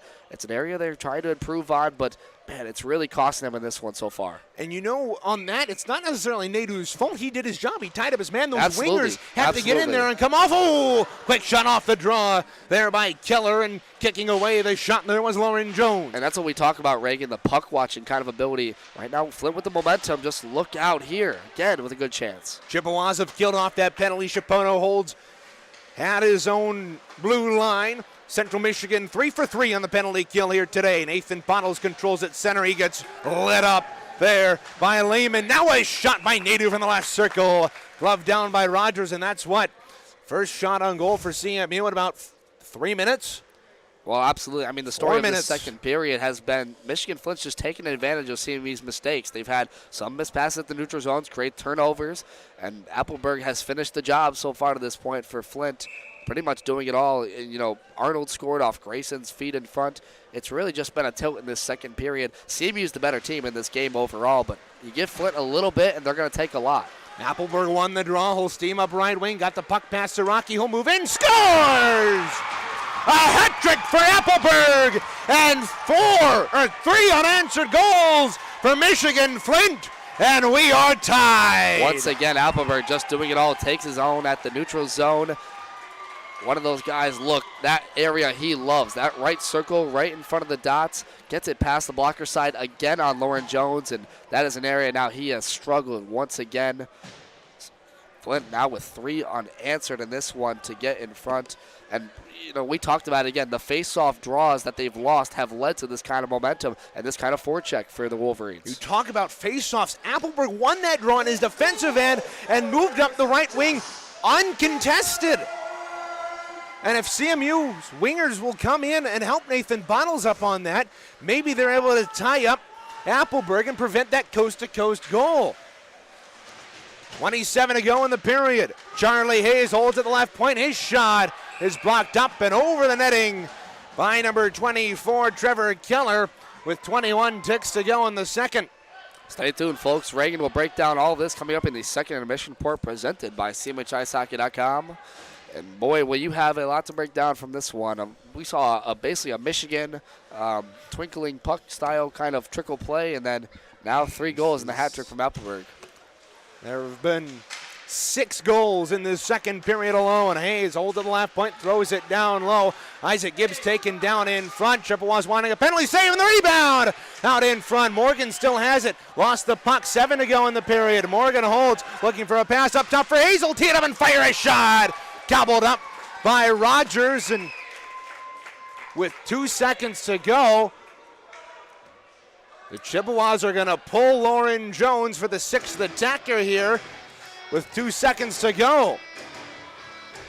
Yeah, an interesting move. They have to dig in for this draw, get it up to someone at the top of the point, and rip this puck high. If they can get it off someone's blade quickly here, they're going to try and get it past him. Gibbs right off the draw, and a good save by Ryan Rogers, and a couple of good saves by Rogers, and 3 goals by Josh Appleberg sends us to period number 3, deadlocked at 4. We'll have the intermission report for you right after this here on CCHN. Don't go away. Back with more in a moment.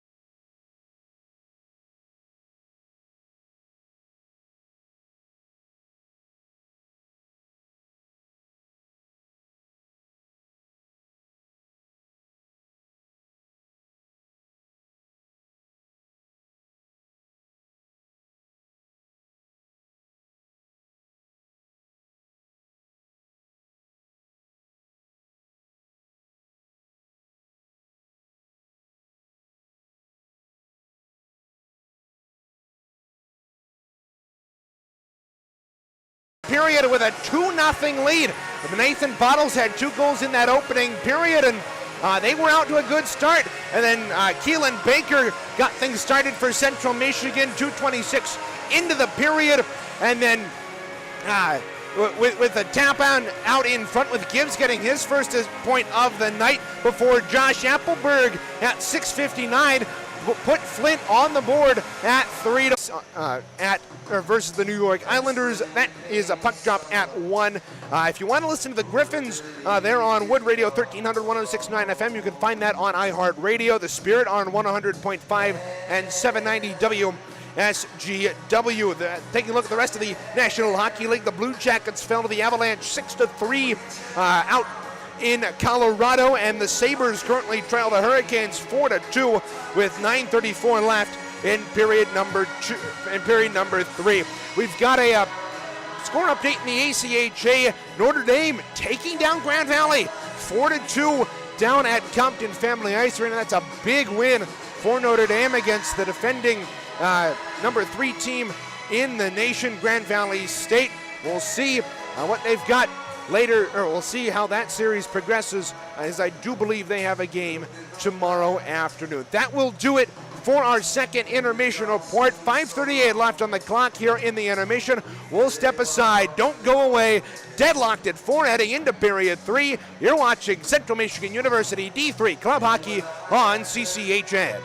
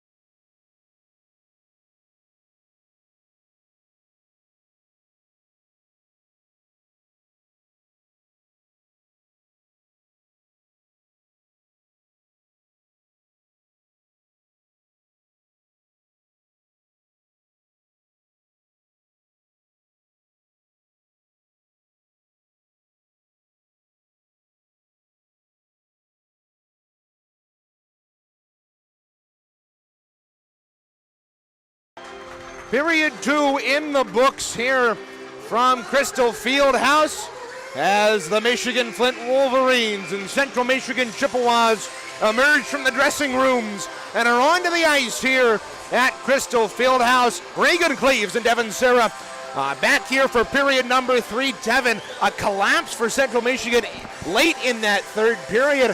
What the heck happened? Yeah, 3 goals in a span of about 6 minutes for Michigan-Flint. They've just been getting out-pressured after the face-off circles. CMU has struggled all season long in the face-off dots, and when they have, they've allowed forwards to streak in the other way and create chaos on their goaltenders, and that's exactly what's happened. Obviously, Josh Appleberg with the hat trick here tonight. He had 2 goals in that period, 3 actually in that period, which allowed for that, and the wingers wouldn't get back on the back check quick enough. It allows for one-on-one opportunities. Lauren Jones has had a tough time in net, especially with that top right corner, so they've been aiming for that area and getting it past him off angle, but it's something now CMU has to buckle down defensively, and these face-off dots, look, plain and simple, they've got to win the face-off. That's the biggest thing keeping them right now from success. It's another test of Central Michigan's resilience.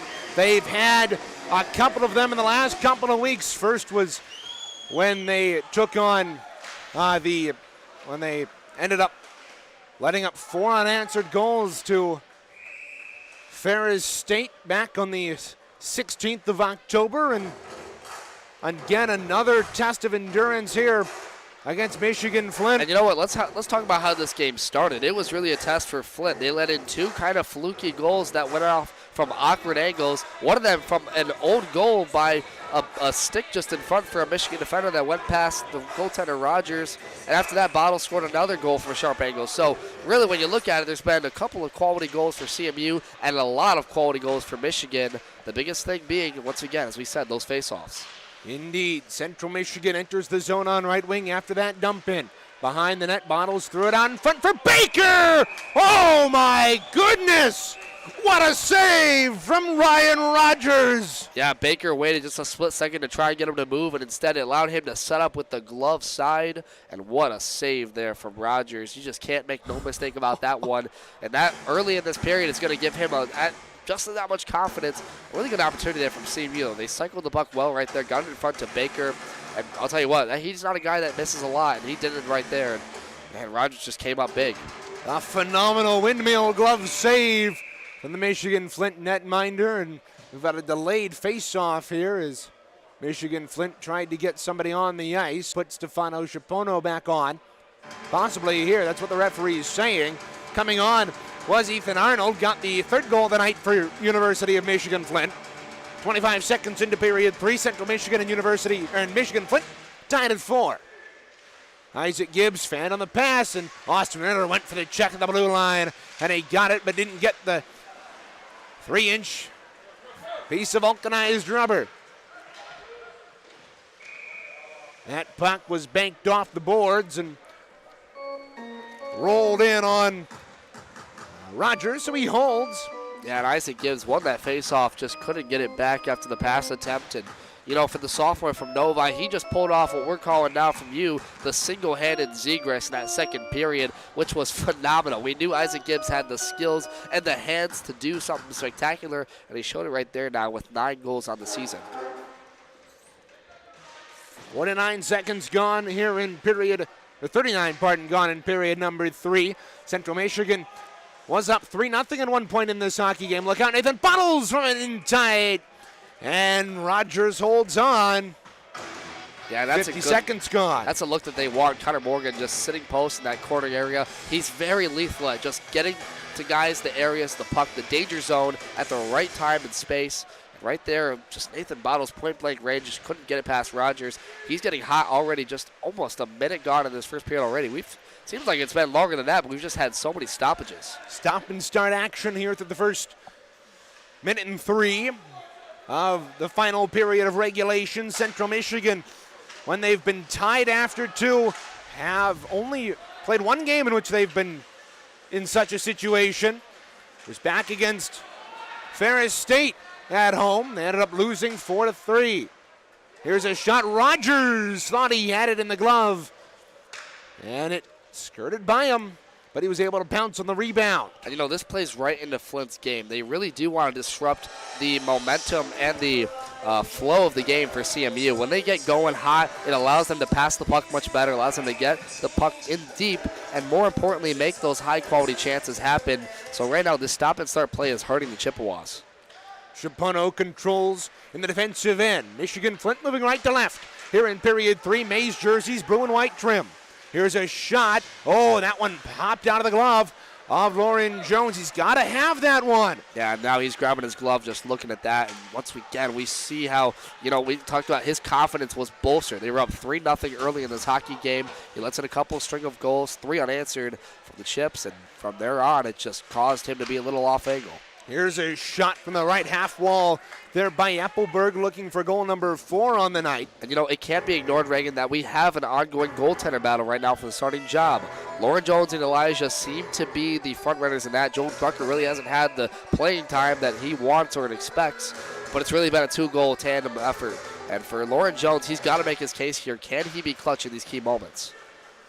Baker tried to go out to neutralize, expecting a bit of a faster wrap around the boards, but Appleberg cut it off. Here's a spin-around shot and a caroming puck in front, and it's cleared. Jay Nadeau near side to Keelan. Baker and the Chippewas will move left to right. And that's a good clear right there, because even though we talk about the goaltender situation, it hasn't all been his fault as Rogers scoops that one away. Boy, that was dangerous for Baker.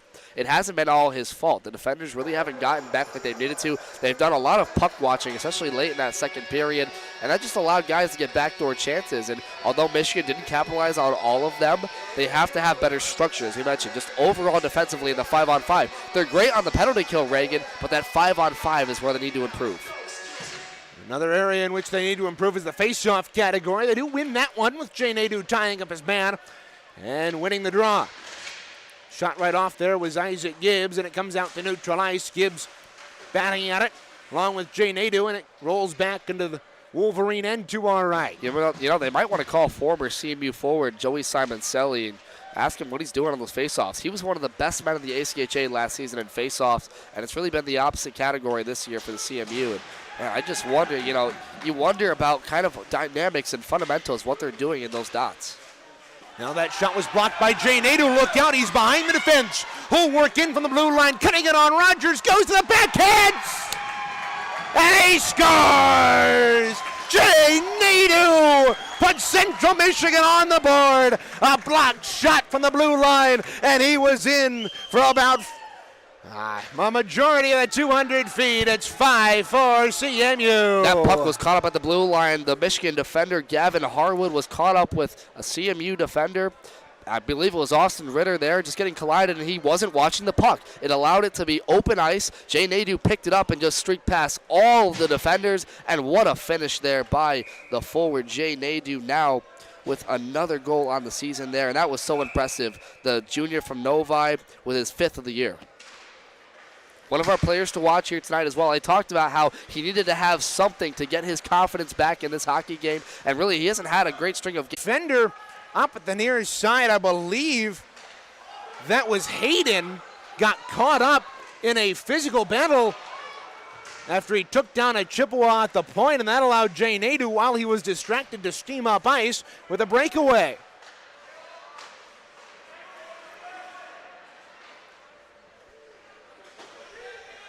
Connor Morgan holds on the near side after picking up the loose puck at neutral ice. He'll dump it in. Michael Heiberger back to play it for Michigan-Flint and clears it down the ice. Icing will be waved off, I believe. The official didn't see any signal from the linesman. Now we got to see this action of this third line out here, made up of Clements, Julian Johnson, and Rychuk. They haven't really had a lot of playing time, especially in that second period. They did early in that game, but I want to see the poise of this group. This has been known for their defensive prowess, and Julian Johnson had to go in that Notre Dame series, so let's see if we can do something here on the forecheck. Johnson from the half wall across the way. His shot was blocked. Clements got it back on the near side and rimmed it around the boards. Just under 5 gone here in period 3. CMU getting the go-ahead goal from Jay Nadeau, his 5th of the year. Icing is waved off once again by the linesman, and a one-touch pass from Clements to Johnson, and he tried to find Rychuk, didn't work. Hayes, rink wide feed near side to Siraki, worked it up the wall, and back into the Flint end. Just over 5 minutes gone. Here from Crystal Fieldhouse in period 3. Reagan Cleaves and Devin Serra inside the broadcast booth with you. Matthew Ryder working the camera for us. Lauren Jones, Joel Drucker, our statistical assistant, up here in the booth. He joined us at the start of period number 2 with his thoughts.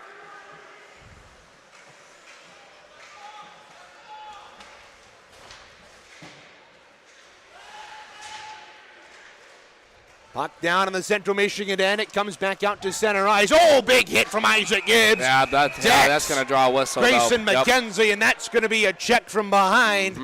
You can't do that. Yeah, coming in on the forward there for Michigan-Flint. Grayson McKenzie. Gibbs just tried to get the blade, the body, finish the check out, and Grayson just had his back turned to him, and an easy call for the referees. That's going to put Isaac Gibbs to the box. And now Central Michigan on a key penalty kill. We talked about how good it is and how strong they've been in this position of their defense.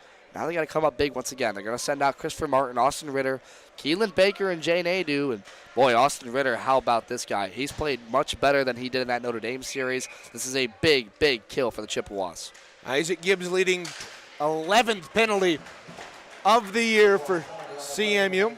And just like that, quick off the draw, neither team wins it.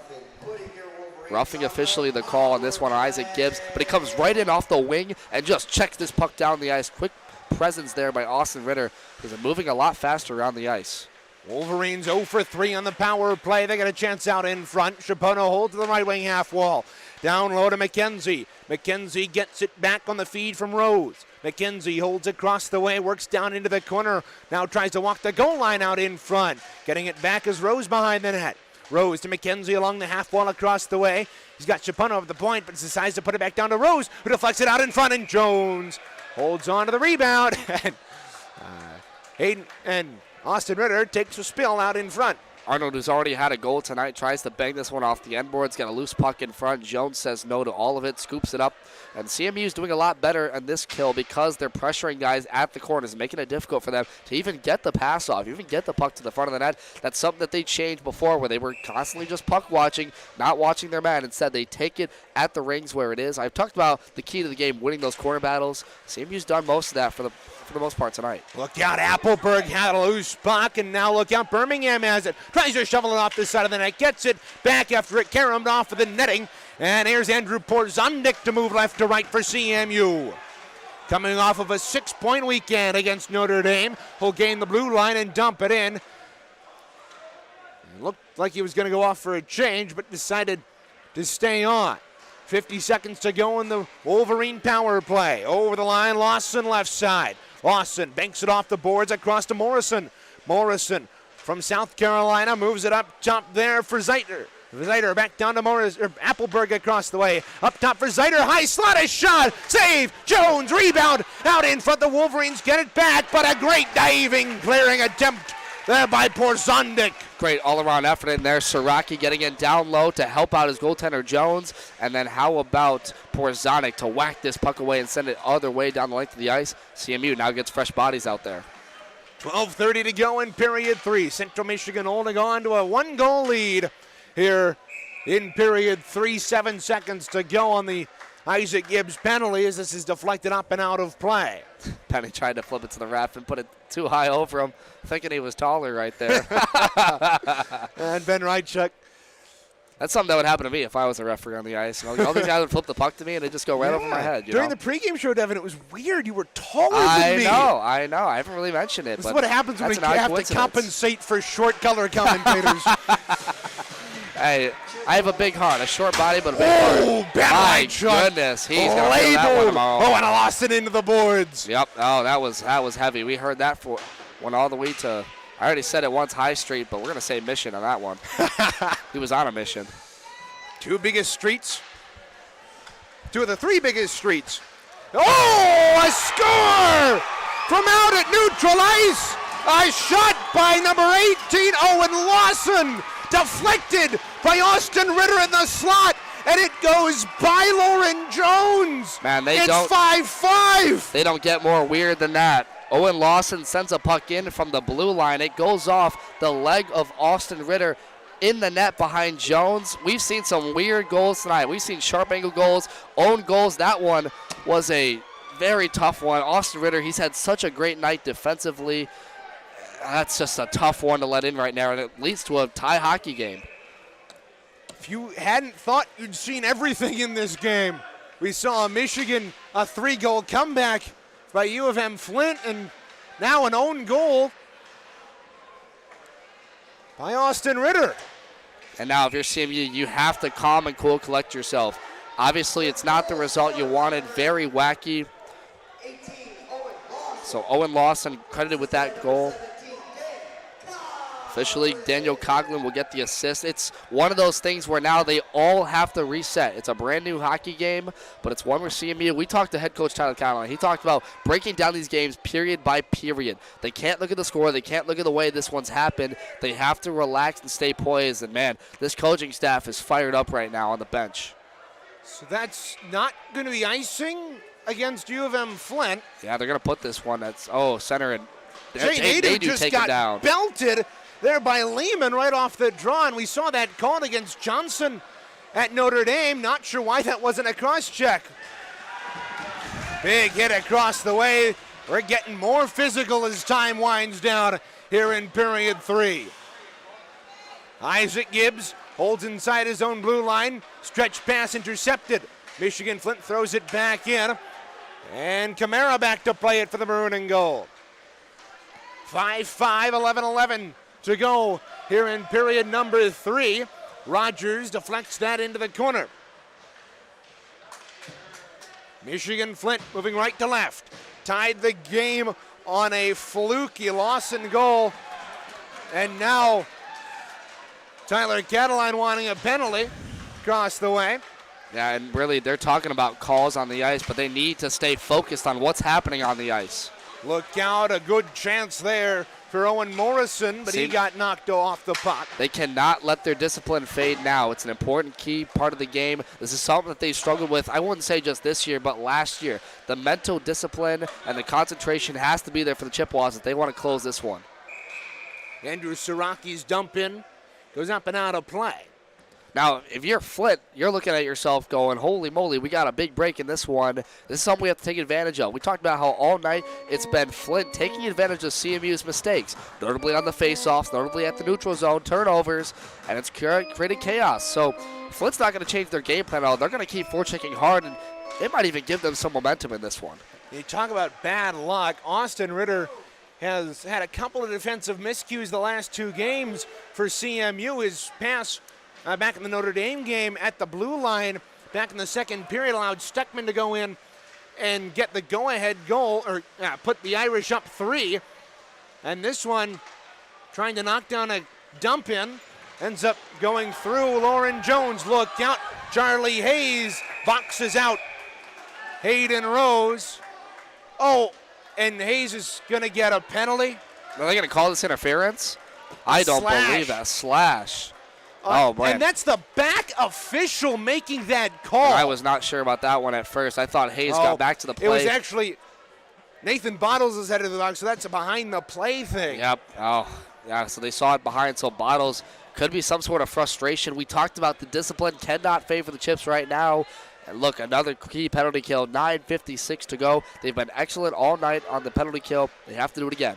Fans, don't forget the CMU Club Hockey Network YouTube channel is your one-stop shop for highlights, exclusive interviews, and full game broadcasts for men's D3 and women's D2 hockey. Make sure to subscribe and turn on notifications so as to never miss a moment of Chippewa hockey. Just go to YouTube and search CMU Club Hockey Network to find the channel. CCHN, your home for Chippewa hockey. Chippewas dig in for the draw. They win it and get it out to neutralize something they haven't been able to do a ton of this season. Across the way. They battle for it behind the cage. Losing his stick there was Ben Rychuk. Puck is free. They work it out, and a shot and a save by Lauren Jones off of off of Morrison out in front. Yeah, Flynn wins the battle at the end boards, and he allows them to get it in front at point-blank range. Morrison not able to finish on the play from Lauren Jones, but this is one where Get a key face-off here. Get it back to your end boards. Clear this puck down. They might be able to get some more possession time and milk this clock a little bit. Jay Nadeau can't win the draw. Morrison holding his man to the boards, gets up high on Camara. They battle for it in the corner. The Wolverines come out with the puck. Appleberg to the near side. Hold in the corner, ramming it around the boards. Morrison was down on a knee, couldn't get to it. Across the way, Zeitler throwing it down low. A shot, saving the rebound. Bounces to the near side. Morrison down low to Appleberg behind the cage. All work behind, bouncing puck, bottom of the right circle. It's taken out there by Sam Camara. And all regroup back in his own end with 1:07 to go. Smart decision by Camara to turn back. He forced Michigan to go off the turnover and get fresh bodies out. Now CMU will change. Andrew Soraki, who's been excellent on this penalty kill, will be back out on the ice for the Chippewas. Now the Wolverines up ice into the right circle. A shot and a save by Lauren Jones with 49 to go on the Bottles penalty. And Tyler Koth, assistant coach for the Chips, has mentioned how this penalty kill group's been so good because they've been so good at pressuring forwards. They haven't allowed them to get easy chances and not make stuff happen in front. And, right now that's more of the same, but another face-off loss for them. Chapono holds the line on the right point, slides it down low for McKenzie. McKenzie at the right wing, half wall up top for Chapono. Chapono, who let a shot go, block it away, rebound in the left circle, a shot. Oh, what a save by Lauren Jones! Wow, second chance opportunity from the right circle, and Jones somehow gets back across to block that with the left shoulder. He hasn't had the greatest game up to this point, but when you need a key save at the biggest moments, that's what a true test of a good goaltender is, and Jones made it right there. Saved by Jones, it popped up in the air. And he's going to have to be good here again. Jones is tired on the ice, getting up with one leg. Now here's McKenzie down the wall. Pulled up with the pressure from Baker up top for Chapono. He was unable to hold the line, and that's going to be offsides on the Wolverines. Barely by about a millimeter was that off. And that was a break, Reagan. You just mentioned Jones was so tired getting back, and you could see he getting cross crease. He wasn't the quickest with it. He was just sort of gingerly trying to skate off that right leg and get in front, and he did. He's going to go to the bench, slunched over, but they're going to have a timeout here and talk about it. Timeout on the ice. We'll take one as well. 5-5 with 7:56 to go in period 3. Stay with us. More action coming after this on CCHN.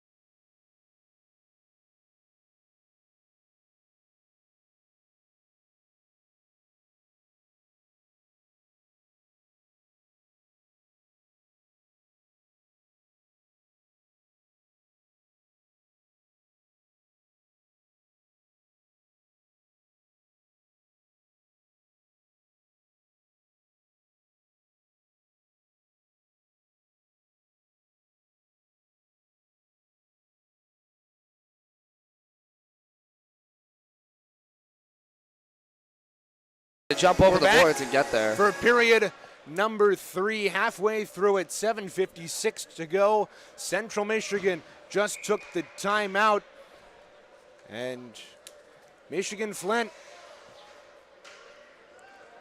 has had one heck of a game here. They've had a couple of odd goals, including one that was deflected by Austin Ritter, and that's how we're tied at 5. Boy, we've seen it all tonight, haven't we, Reagan? We have. Icing's going to be waved off. Great play there by Nathan Bottles. He's got it out in front, bouncing puck in the high slot, corralled by Martin. He'll shovel it down low. Referee ducked out of the way of the puck. Picking it up there is Owen Lawson. Lawson up the boards. Intercepted. Connor Morgan behind the net. Morgan at the side of the cage, out in front. That was deflected behind the cage on the pass. 7:22 to go. Martin kept it in left point, down low. Bottles battling for it. The Wolverines end up with it and throw it out. Austin Ritter backed it up in neutral ice to Porzondik. He had it knocked away, and look out, here's Josh Appleberg left wing. Appleberg in! He rang it off the iron! Wow, turnover at center ice, and Appleberg picks his spot off the left iron. And we're going to get a whistle once again. Appleberg throwing the elbow up top Austin Ritter. Oh, that is a bad took it penalty to to the take. face. Yep, they're going to send him for that one. And, man, Ritter was back there at the blue line to prevent Appleberg from getting in. He did anyway, but for some reason Appleberg didn't like that the first time, and he gets paid for it. Going to the box here, a crucial power play coming up here for Central Michigan. Now the referees down below us discussing whether it's a 2-minute or a 5-minute. So Ben Rychuk, the alternate captain for Central Michigan, going to go over and talk to the referees along with Daniel Coughlin. We'll wait and see what is put up on the board. But a dangerous hit there by Josh Appleberg. Caught Austin Ritter up high with the elbow to the face. And so it's just going to be a 2-minute on Appleberg. CMU to the power play. Here's a shot right off the draw. Rogers made the save. Kept into the left point here. Look for Porzondik. By Camara, a shot saved by Rogers. Rebound lays to the side of the net. Chippewas able to fish it out. Here's Porzondik in the corner. He holds. 1:43 to go on the power play. Chippewas 0 for 1 on the night. Now they ring it out in front. Loose puck in the slot. Kept in there by Isaac Gibbs, sacrificing the body. He holds to the high slot, rips a shot. And flashing the leather there was Ryan Rogers. Both goaltenders have been phenomenal here in period 3. 30 seconds gone in the power play. Yeah, that was a good job by, I believe, Rychuk over to get to Porzondik. I said to watch for him in front. He had the tip on it, just didn't get enough power past Rogers. What a keep by Gibbs. Then gets a quality shot from the slot area, high slot, picks the glove side, and Rogers, who's had made no mistake on that glove side all night long, once again comes up big. Camara at the left point takes the pass. Will work down the wall after the pressure there by Lehman. Will pull up top for Porzondik, high slot. Across to Camara. Camara holds left point, slides it across to Porzondik, back to Camara, one-timer save, and the rebound tied up at the bottom there was Rychuk, but the Chippewas able to get it back along the near side. Porzondik lost it on the half wall. It squirts free into the slot. He's battling for it. Kept in there by Camara. Whole work in. Lost the puck. Flips it up in the air. It's loose in the circle. Wolverines get it and clear it the length of the ice. Yeah, Camara really getting back to the play well, and that play was kept alive by Porzondik's hustle. Camara got it back for the shot and it just flipped off his own body. 5:44 to go here in period 3. 44 seconds left in the Appleberg penalty. Up the right wing, rink-wide feed collected there by Isaac Gibbs. He'll work it down the wall, intended for Baker, too far for him. Clearing attempt taken by the Wolverines, and they'll fling it down the ice with 5:26 to go in the third. Now 26 seconds, you're looking for a play quickly up the wings. They've got to get Isaac Gibbs and Jay Nadeau streaking fast. Here's Bottles. Bottles leading the Chippewa charge left to right, rink-wide feed to Jay Nadeau, but it was too far for him, and Wolverines send it back. Yeah, 12 seconds to go. That'll just about do it on the Appleberg minor. Chippewas maybe have time for one more rush. 5:04 to go here in regulation. Central Michigan and Michigan-Flint tied at 5 here at Crystal Fieldhouse. Out of the box hops Appleberg. Isaac Gibbs' his shot was blocked. Chippewas get it back though. Down goes Jay Nadeau. Up top, Martin down low to Nadeau. Nadeau rink-wide feed to Gibbs. He'll let her shot go through traffic, and Rogers saw it all the way. Yeah, Gibbs let him take the shot on net. I think he was looking for a second chance rebound right there, but nonetheless, Rogers scoops it up. And I'll tell you what, he's had a lot better rebound control the late stages of this third period. CMU has had a lot of high-quality chances. Man, that goaltender has come up big. Fans tune into CCHN tomorrow when the men's D3 Chippewas conclude their series against Michigan-Flint tomorrow at 7 p.m. We'll have that one right here for you on CCHN. This goes up and out of play. And we'll also have, earlier in the day, the women's D2 Chippewas take on Adrian at 1. Both games will be here on CCHN, your home for Chippewa hockey. 4:38 to go. Drawing the offensive ends for Central Michigan. They're deadlocked here with the Wolverines of Michigan-Flint.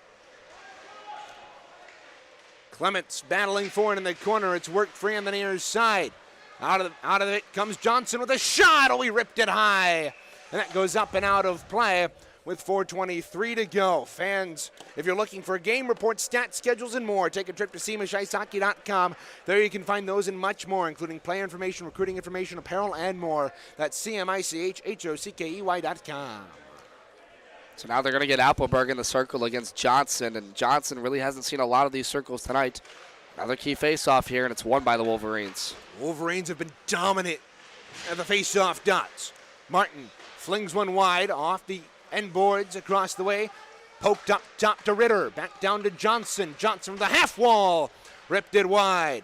On the near side, Birmingham in after it. Lost the puck across the way. Johnson chasing after it there with Morrison across the way. Now Morrison takes Johnson down, and there's going to be a penalty on the Wolverines. Interference on Connor Morrison. And man, that one was a bad one for Morrison, just trying to get up on the play. Got Johnson with the shoulder, and that took him down to the ice. And now CMU fist pumping on the bench and on the ice. They are happy about that one. They are going to have the best chance of the hockey game right here to put themselves back up on one. They let in the fluky goal earlier off of Owen Lawson's shot from the left blue line that went off a body. Austin Ritter past Jones.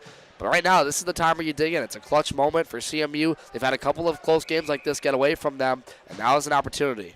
3:59 to go here in period 3. Central Michigan wins the offensive draw. Look at that for a change.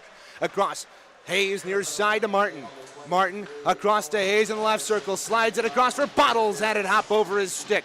He gets it back along the half wall. Holds onto the puck. Here's a pass across. Interrupted across the way. Hayes holds, fires a shot, save off the wall. Nadeau holds it back across the way. Hayes to the near side for Martin. Wolverines were pounding the boards, told to stop by the referee. A shot, save the rebound, out in front of Rogers. He's taken down, and Baker taken down as well into Rogers. Michigan-Flint bench exploding, but if they take a look at the replay here on CCHN, they might see that Baker was twisted down into Rogers and thus no call. Yeah, and really that puck came off the right pad. It was loose in front for Rogers, and Baker having a man stealing his body away, twisting him up as you mentioned, Reagan, forced him not to be able to get to that puck in time to bang it home. And it was still loose in there for a while. Rogers went down as well hard. Good to see him getting up. Going to get a drink of water here, but they won that key faceoff, and look what happened. It created a quality chance for them in front, creating chaos. They scored most of their goals tonight through creating chaos. I see right here, get a quick face-off, get a shot on net, and look for that bang-bang rebound play to get it past the goaltender and put them back on top. 1:27 to go in the man advantage. Morrison off 2 minutes for interference. 3:25 to go here in regulation. Rogers is ready to go. Draw to his left. Nadeau and Appleberg to dig in. Chippewas win it. Up top for Hayes, near side for Martin. He'll tee it up and fire a shot. Blocked in front. Rebound taken by the Wolverines and cleared. Good defensive stop there for the Wolverines. And this building has all of a sudden looked way more packed than it was earlier. We got a concourse of fans waiting by the left corner closest to Jones. That goes up and out of play off the deflection at neutral ice. It'll stay out at center, and it's been a good shot here. It's been a good crowd here tonight. Active on both sides. Central Michigan packing the stands to our left, and Wolverines to our right, and along the end boards behind Lauren Jones, a bit of a sprinkling of fans here and there for either team. They've definitely gotten to see a gong show. I guess that's a term you can call for this one. It's been a back and forth game all night. You could almost call it a slobber knocker. That's even better. I like that one. I do like your that word Reaganisms. as well. Devinisms aren't as cool. Reaganisms, they're there. Yeah, Devinisms have their charm. A minute to go in the power play. Morrison sitting in the box off of a controversial interference penalty. Michigan-Flint has been all over the referees here tonight. Connor Morgan in his own end. Look out, he gave it away. Here's McKenzie in on Jones. Oh, what a save! Jones was down and out, but he reached out the left glove and made a spectacular save on McKenzie. And he got past two defenders right there and picked the glove side of Jones. Look at him with the poise, staying calm and cool collected. That is his second biggest save of the hockey game. Off the one earlier, that was another great chance on that side. Mara from the left point, a shot, and Rogers will corral the rebound with 2:22, and it was McKenzie who preempted that pass at the Chippewa blue line, and he was in all alone, and he tried to go to the far side, and Jones was down and out, couldn't really push with that right leg to get over, and McKenzie just misplaced his shot, and it was a phenomenal save I by Jones. I thought he didn't get it high enough, but nonetheless, it remains a 5-5 tie hockey game still. 20 seconds to go in the power play for Central Michigan. 2:14 to go in regulation. Bouncing puck corralled by Rogers at the side of his net. Chippewas can't hold the line with Jay Nadeau there, so they'll control it neutral ice. Thrown in on goal. Rogers holds. 4 seconds to go. Chippewas have to be ready. Here's Morrison. Steps out of the box. Chippewas deflect that, and it'll go all the way down there. 0 for 3 on the night. 1:50 to go in regulation. Nathan Bottles already has 2 goals tonight, the first of the night for Central Michigan. He'll work down the right wing, backhanding it out in front. It goes to the half wall. Keelan Baker along the corner boards. Down low for Bottles. Bottles trying to feed it out in front. It got knocked to the near side, and here come the Wolverines. Up right wing, Coughlin.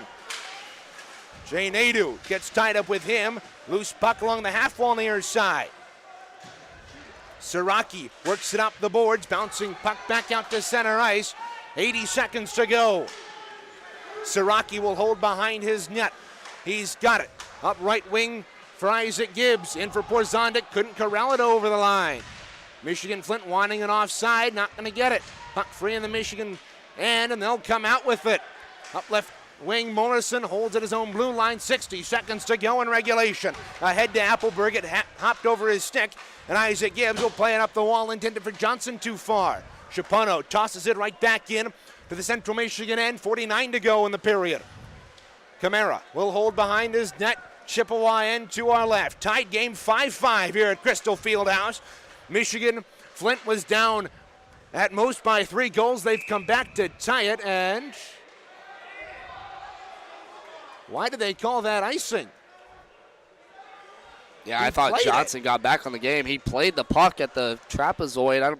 Yeah, that one's a head scratcher. They're going to talk about it. Maybe they'll put this one at center. Okay. So they rectified the call. Yeah. Good job by the referees. They've had a solid game here tonight. Yeah, they really have. I mean, they really haven't given them a lot to work with, though. You know, they've been pretty obvious calls. We've had a couple of holding, elbowing, slashing, both sides. 35 to go in regulation. Puck at neutral ice, won by the Chippewas. Christopher Martin rims it around the boards. 28 to go in regulation. Johnson halts it along the half wall across the way, turns around, gets run into by Morrison from behind. 20 seconds to go. Morrison and Johnson battling for it in the corner. Chippewas trying to poke the puck free. They get it. Here's Camara left point. Camara will walk the line, let her shot go through traffic. And Rogers bats it up in the air with the goal paddle and holds on with 8 seconds to go in regulation. That one flipped right to the stick of Rogers, and he flipped it up in his own glove. You know, good quality shot again. They've had a couple of chances like that at the blue line. They're doing exactly what we talked about earlier, getting the shot on net, trying to look for that chaos in front and bang away at it. But Michigan's held strong. That defense, and more importantly, Rogers, has kept them in this one heavily. 5 seconds to go in regulation. Draw to the right of Rogers. Chippewas a must-win draw, and they do. Here's Siraki, a wrist shot saved by Rogers. Rebound to the side of the net with 4 to go. Puck free behind the net. Bottles has it, trying to get a pass out in front, and it is not in. Chippewas didn't have enough time in the offensive end. They do get a good chance, but they can't put it home. 2 minutes on the clock for the overtime intermission. Stay with us. Sudden death overtime coming up next here on CCHN.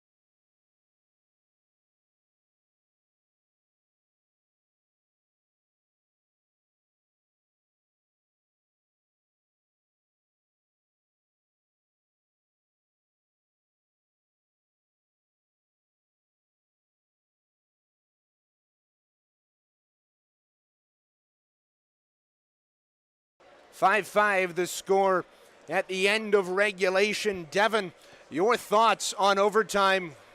What do we do here if you're Central Michigan? Well, we've talked about it. There's been a lot of chaos tonight. We've seen a single-handed Zegras. We've seen an own goal from both sides, actually, and really we've seen CMU get dominated in the faceoff circle. In this last 5.5 minutes, they've been relentless on the forecheck, but Michigan's had a couple of good chances. Lauren Jones has had some big stops.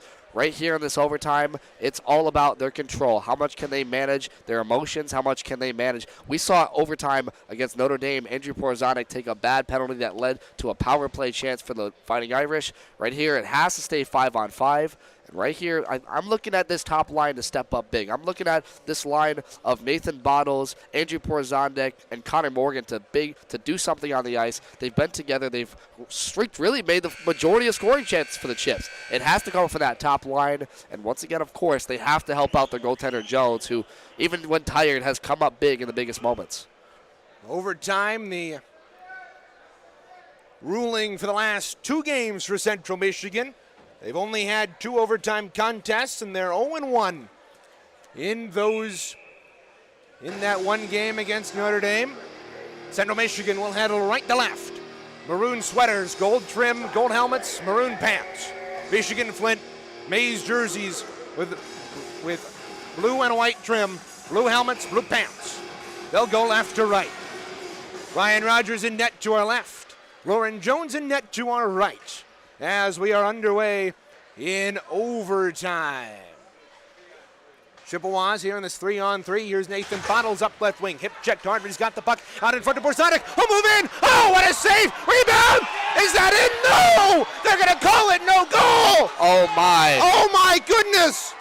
How did that stay out? The puck was shot over the net, off the end board glass, and back in front, and they're going to call this one a high stick in front? No, they just waved it off and immediately. Oh, my. I don't think he got possession of it. That is a strange no-goal call. Oh. Wow, but what a crazy event, though. That puck perfectly went right behind Rogers off the glass and in the net, and they call it a no-goal. And they're going to have the draw outside the zone. Wow, that is, oh. Wait a minute. It's all the way back in the Central Michigan end?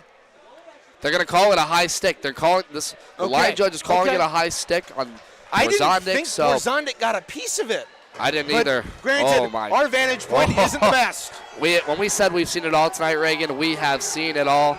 Man, that was, I don't even know what to say about that one. That was crazy. Draw to the left of Lauren Jones. Charlie Hayes picks up the puck. What a game. There's a tie-up in the right wing corner behind the play. Hayes holds up and will slide it across for Nadeau. Nadeau splits the defense. He's got a loose puck, works it free to Gibbs, but he missed it. Now look out, Morrison's got a puck. 3-on-2 for the Wolverines. Morrison down the right side, out in front for a shot by Ziegler, and a good save by Lauren Jones in the back door. 45 seconds gone in overtime. Appleberg at the right point. 3-on-3 overtime. 5-5 from Crystal Fieldhouse. Reagan Cleaves and Evan Sarah on the broadcast. At the side of the net, Morrison from a sharp angle. And that's deflected up and out of play by Lauren Jones with 4:02 to go. Got tired bodies for CMU. They'll finally get fresh bodies out there. They're going to elect for the line of Connor Morgan, Andrew Porzondek, and then finally Sam Camara at defense. And gosh, that top line group, Gibbs, Hayes, and Nadeau, they had a chance right there. Nadeau just tried to do a lot too much on his own. It flipped over the stick of Isaac Gibbs. Key face-off. Won by the Chips. Morgan wins it cleanly for Central Michigan. Key face-off win in overtime here. Holding behind his net is Sam Camara. Good pressure here by the Wolverines. Here by the Wolverines, Owen Lawson. It's worked up top, but it hopped over the stick by Birmingham, and he couldn't keep it in. 3:41 to go in overtime. Birmingham across to Chapano. He's got speed down left wing. Look out, he's got a good shot. We'll work in on Jones, saving the rebound. Out in front. Oh, he put it wide. Rebound out in front. Birmingham spins around and fires it wide. Lawson had the opportunity of a lifetime. And he put it just wide by Lauren Jones. That was a great initial save there, and the second chance opportunity goes wide off Birmingham. Boy, he had Jones all the way out of position there. A wide open net and just couldn't finish on the play. Jones thanking his lucky stars that that one didn't go in. Nathan Bottles on the forecheck here for Central Michigan. Chapano on the near side. Long rink-wide feed. Here's Birmingham. Gunnar Birmingham in the left circle. Fires a shot off the mask of Jones. And Bottles is able to work it free across the way. Hannah Lawson will go to the half wall across the way. Tied up in their feet. Puck comes free for Central Michigan. Nathan Bottles picks it up. Apparently that was Connor Morgan in the tie-up across the way. Bottles over the line right wing. Protects to the backhand. Goes around the net. He was slashed, had his glove knocked off, and somehow that's not a slashing penalty. Here's Christopher Martin. He'll have to hold and come out as Bottles goes off, shaking his hand. Hope it's okay. Now Isaac Gibbs out there with Baker and Martin. Gibbs across that line. Works in with a shot deflected over the net.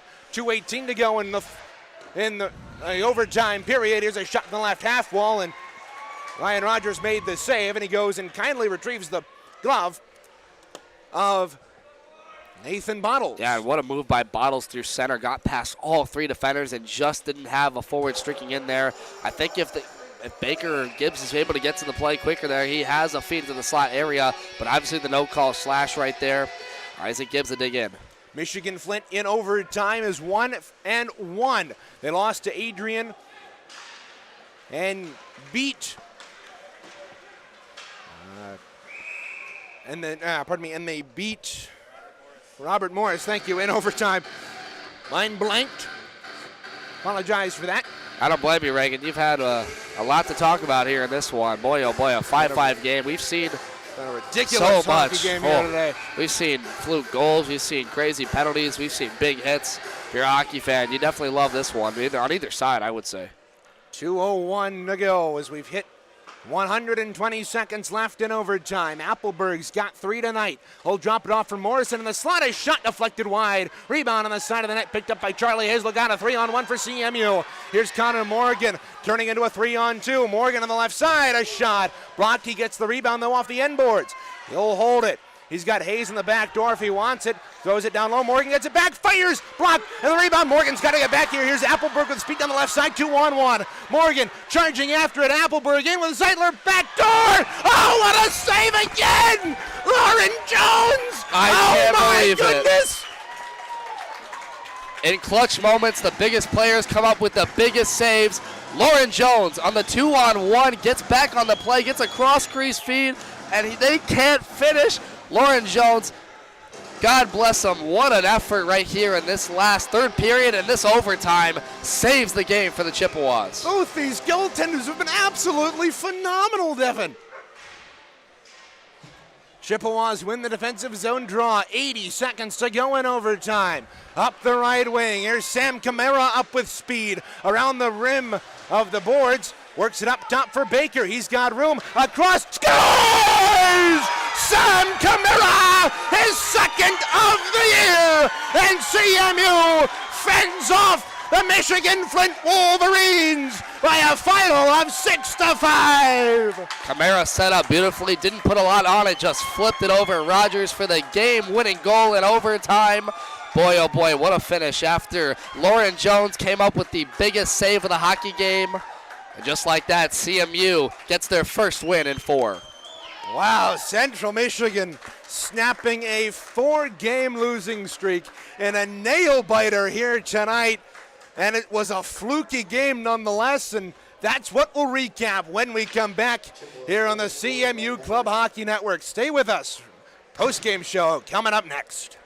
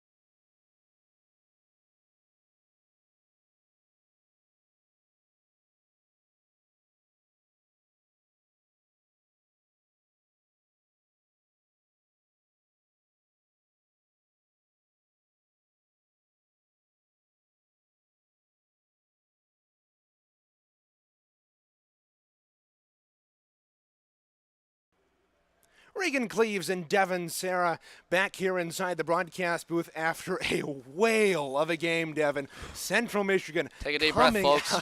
Wow. What a hockey Central game. Michigan coming out on top here at Crystal Fieldhouse by a final of 6-5. And oh boy, was it a game, Devin. Oh, yeah. Yep. Wonky goals left and right. And let's take us through that. Yeah, I mean, it was from the start just a monumental scoring opportunity. CMU went up big, 3-0 early, 2-0 in that second period off Nathan Bottles. Both goals scored by him. And then it opened up in the second period. Michigan-Flint would storm back, really. Josh Appleberg is what happened. He scored a hat trick in that second period, along with a goal from Arnold, and it just tied up the hockey game. It got them even. CMU was dominating a lot of the offensive zone time. Michigan took advantage of a lot of mistakes, especially in the neutral zone, but it was mostly CMU's game. Although Michigan did outshoot them in this one by 10, 49-39 officially the total. It was mostly CMU's game. In that third period, boy, did Lauren Jones step up. He had a couple of bad goals in that second period he allowed. It looked like he was a little bit off angle on a couple of those shots from Appleberg. But once in the third period happened, he shined brightest. And he made not just one, but two, three clutch saves that should have been in the back of the net, and ultimately he robbed them. Yeah, Lauren Jones is 100%, 1,000% the reason Central Michigan won this hockey game. They do not win tonight without his stellar net minding, and he just was absolutely phenomenal tonight for Central Michigan, stopping 44 of 49 shots that Michigan-Flint put on him, and it was a fantastic game, capped off by a phenomenal goal. Keelan Baker, after the Central Michigan Chippewas missed a rush down in the zone right behind us here, he wound up with the puck at the left point, and a beautiful pass to Sam Kamara in the right circle, and all Kamara had to do was deflect it, and it just floated over Ryan Rogers and into the net, and that sent the Central Michigan fans to our left going wild. And I'll tell you what, that wasn't even the most beautiful goal we saw tonight. Isaac Gibbs had what we're calling tried the Michigan, and it ended up being a single-handed Zegers. He went behind the net, twirled the puck, and it was trickling off his blade. It looked like he couldn't control it, and he just whacked that thing into the back of the net, and it was Sports Center Top 10. We're calling your name and the Hockey House because that was an awesome goal. Joe, wow. can you get on that? Can you send that to Sports Center? Yeah. I want to see if we can get Chippewa it in. hockey goes nationwide, folks. But nonetheless, that was a phenomenal hockey game from start to finish. CMU allowed Michigan-Flint to come back in this one. It had the likes of, we were talking about Trine, how they had that meltdown in the third period last year, but they stayed poised. They didn't let the emotions get the best of them. A couple of bad penalties, but guess what? That penalty kill stepped up big, as it has all season long. CMU's got to clear up the 5-on-5, but nonetheless, the special teams were there for them. Exactly, and Central Michigan coming out on top. They did not get a power play goal here tonight, going 0 for 3, but their penalty kill was phenomenal here tonight.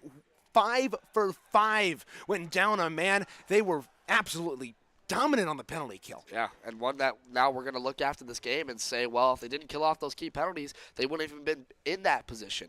And, you know, one of these is we talk about, we're going to continue talking about it in the pregame show, the mental fortitude by this group to not give up, to not give in. There was, I mean, we didn't even talk about Owen Lawson's fluke goal at the blue line that went off Austin Ritter, past Jones, and after that it looked like, oh boy, they might have a loose handle on this. They didn't. They stayed poised in it, sent it to overtime, and ultimately got the win. Exactly, and with that phenomenal penalty kill performance here tonight, Central Michigan gets back up to a pretty darn good number, above 90%. They are 46 for 51 on the year. A phenomenal performance here tonight, and we'll see if they can replicate it here tomorrow. Shots on goal again, Michigan-Flint outshooting CMU 49-39. Ryan Rogers making 33 saves on 39 shots, and for Lauren Jones, he made 44 saves on 49 shots. Taking a look now at our players to watch, Devin, we had Jay Nadeau, Andrew Porzondik for CMU, and then Morrison and Appleberg. Yeah, Nadeau had a big night, and we talked about how before this game he was on a little bit of a cold streak. In 4 games, he only had, I think, 2 points total, and none of those even goals. And Nadeau, one of those players that uses his speed and mobility to just streak past defenders, and he did that in this game. He caught a breakaway chance off of a Michigan defender number 26, Gavin Harwood, who just let a puck trickle. He's watching it, and Nadu used his speed and mobility to shoot past the defenders and score a breakaway goal, and that's a really big confidence booster for the junior that really has tried to come into his own as one of the established forwards from a senior leadership group that left and did the bulk of the scoring for him. Not this year. He's one of those players now, I think, after this, is going to look at this game and go, I am that guy, and can have that confidence. And how about Andrew Porzonik? Got an assist tonight, was a little bit quiet on the scoring column, but if you watch the game, you could see that he was a heavy presence. He was on all facets of the ice, phenomenal. The power play, he was great. Controlling the play. He had a couple of nice looks on the back door, and he set up guys very well. And defensively, he played well. He blocked shots. He made it tough on those Michigan-Flint forwards to get into the zone. All around, a great game from our Central Michigan players to watch. And for our U of M Flint players to watch, Morrison had a good night with an assist back on the Michigan-Flint's first goal. Right? And Appleberg having the hat trick. They didn't let that get most of them, as Lauren Jones stayed there, and I'll tell you what, he just made his case. We've been talking about a goaltender battle that's continuing to go on between Elijah Jones, Lauren Jones, and Joel Drucker, and most importantly, he did that on this one, and they relied on him most, and he stepped up. And finally, I said they needed to pressure in the corners. They needed to have chances where they could keep guys on the outside and not allow stuff to them. They didn't do the greatest job of that, but when the moment was biggest, they didn't allow them to get quality chances, albeit at times when they had backdoor feeds. Indeed, and so those are your keys to the game. Taking a look at our 3 stars of the game. Number 3, Devin, we had Lauren Jones, who had 44 saves and a couple of spectacular desperation saves in the latter half of that game. When we go back and look at this game, we're going to look at the latter half of the third period. He had 1, 2, 3 massive saves that were not only breakaways, not only point blank, but ones that flat out saved the game. And, you know, I was questioning for a while, what is Lauren Jones' mental fortitude? What is his ability to keep his team in the game? Well, he did that tonight, and I'll tell you what, he really made his case for that starting goaltender job that we're still going to talk about this game and going on further. Well, yeah, stay tuned. It's going to be a heck of a goaltending battle as we go on. Elijah Jones made his case last time out against Notre Dame, and that come from behind overtime loss, and Lauren Jones making his case here tonight. It's been back and forth. We'll see how it goes later on. Second star of the game, Josh Appleberg, obviously 3 goals on the night. He had the hat trick, 2 of which came from the right wing half wall. He had a very good game here tonight. And first star of the game winning goal, Sam Camara gets set up beautifully by Keelan Baker at the left point and puts it home over Ryan Rogers for the game-winning tally. Taking a look at ahead on the schedule for both these two teams, Central Michigan improves to 6-3-1 on the campaign. Michigan-Flint falls to 6-4-1. So CMU getting right back in it, starting off conference play right where they picked up from last season, 1-0 in conference, and that'll boost them up in the standings here come tomorrow afternoon. Both these two teams will take the ice tomorrow at 7 p.m. warm-up time. 7:05 broadcast here on CCHN. Michigan-Flint and CMU wrapping up their season series, and 7:30 puck drop. Devin, how about you take us through the out-of-town scoreboard? Our out-of-town scoreboards, we only have 2 to update on you tonight. Floating Gulf Coast was in action against Ferris State from Estero, Florida. Floating Gulf Coast blanking the Bulldogs, 6-0 the final in that game. Ferris State, who's had a couple of good games against Notre Dame, CMU, who they beat earlier this year. And Floating Gulf Coast establishing their presence as one of the best teams in ACHA Division III. Not according to the rankings, but, you know, that's another story for a different day. We can talk about that for hours, about how that looks. But nonetheless, Floating Gulf Coast 6-0 win. Grand Valley State at Notre Dame. The Fighting Irish improve their winning streak now over Grand Valley. 4-2 the final in that one. Notre Dame, one of the better teams again at home. They've only played 1 game on their own this entire season. It was against Trine. Notre Dame is one of those teams that, using their speed and their presence, this is a very impressive win, especially because Grand Valley, coming off their Vesna Cup win, one of the teams that is favored to go to nationals this year. That's an impressive win for Notre Dame team that is establishing themselves as one of the best in the country as well. And for Notre Dame, that marks win number 11 straight since they opened with an overtime loss to Purdue back on opening night. And for them, they're looking hot, and I wouldn't want to face them if I was a team coming down to coming up. Compton. That's going to be a tough matchup any given night. Professional out-of-town scoreboard, the Grand Rapids Griffins down 4-3 to Iowa with about halfway through the third down in Des Moines. The Spirit of Saginaw lost to the Kitchener Rangers 1-0, and then the Red Wings will play tomorrow against the Islanders at 1. That'll just about do it. But before we head out, we'd like to thank a couple of people. Matthew Ryder, our cameraman, along with Joel Grogan, helping us out behind the scenes, both producing and working on camera. Good to see Tristan Hagenstein back at the rink. We were without him to start the year. He graduated at the end, in the middle of last season, stayed with us through the end of that year, and good to have him back here in his hometown. Well, that'll just about do it for us this evening, but we'll be right back here tomorrow here on CCHN when the Chippewas and Wolverines wrap up their weekend series from Martin Ice Arena. Until then, this is Reagan Cleaves for Devin Sarah and everybody else here at CCHN saying so long from Crystal Fieldhouse in Burton, Michigan, as the Central Michigan Chippewas defeat the Michigan-Flint Wolverines by a final score of 6-5 in overtime. Thanks for watching and have a wonderful night, everybody.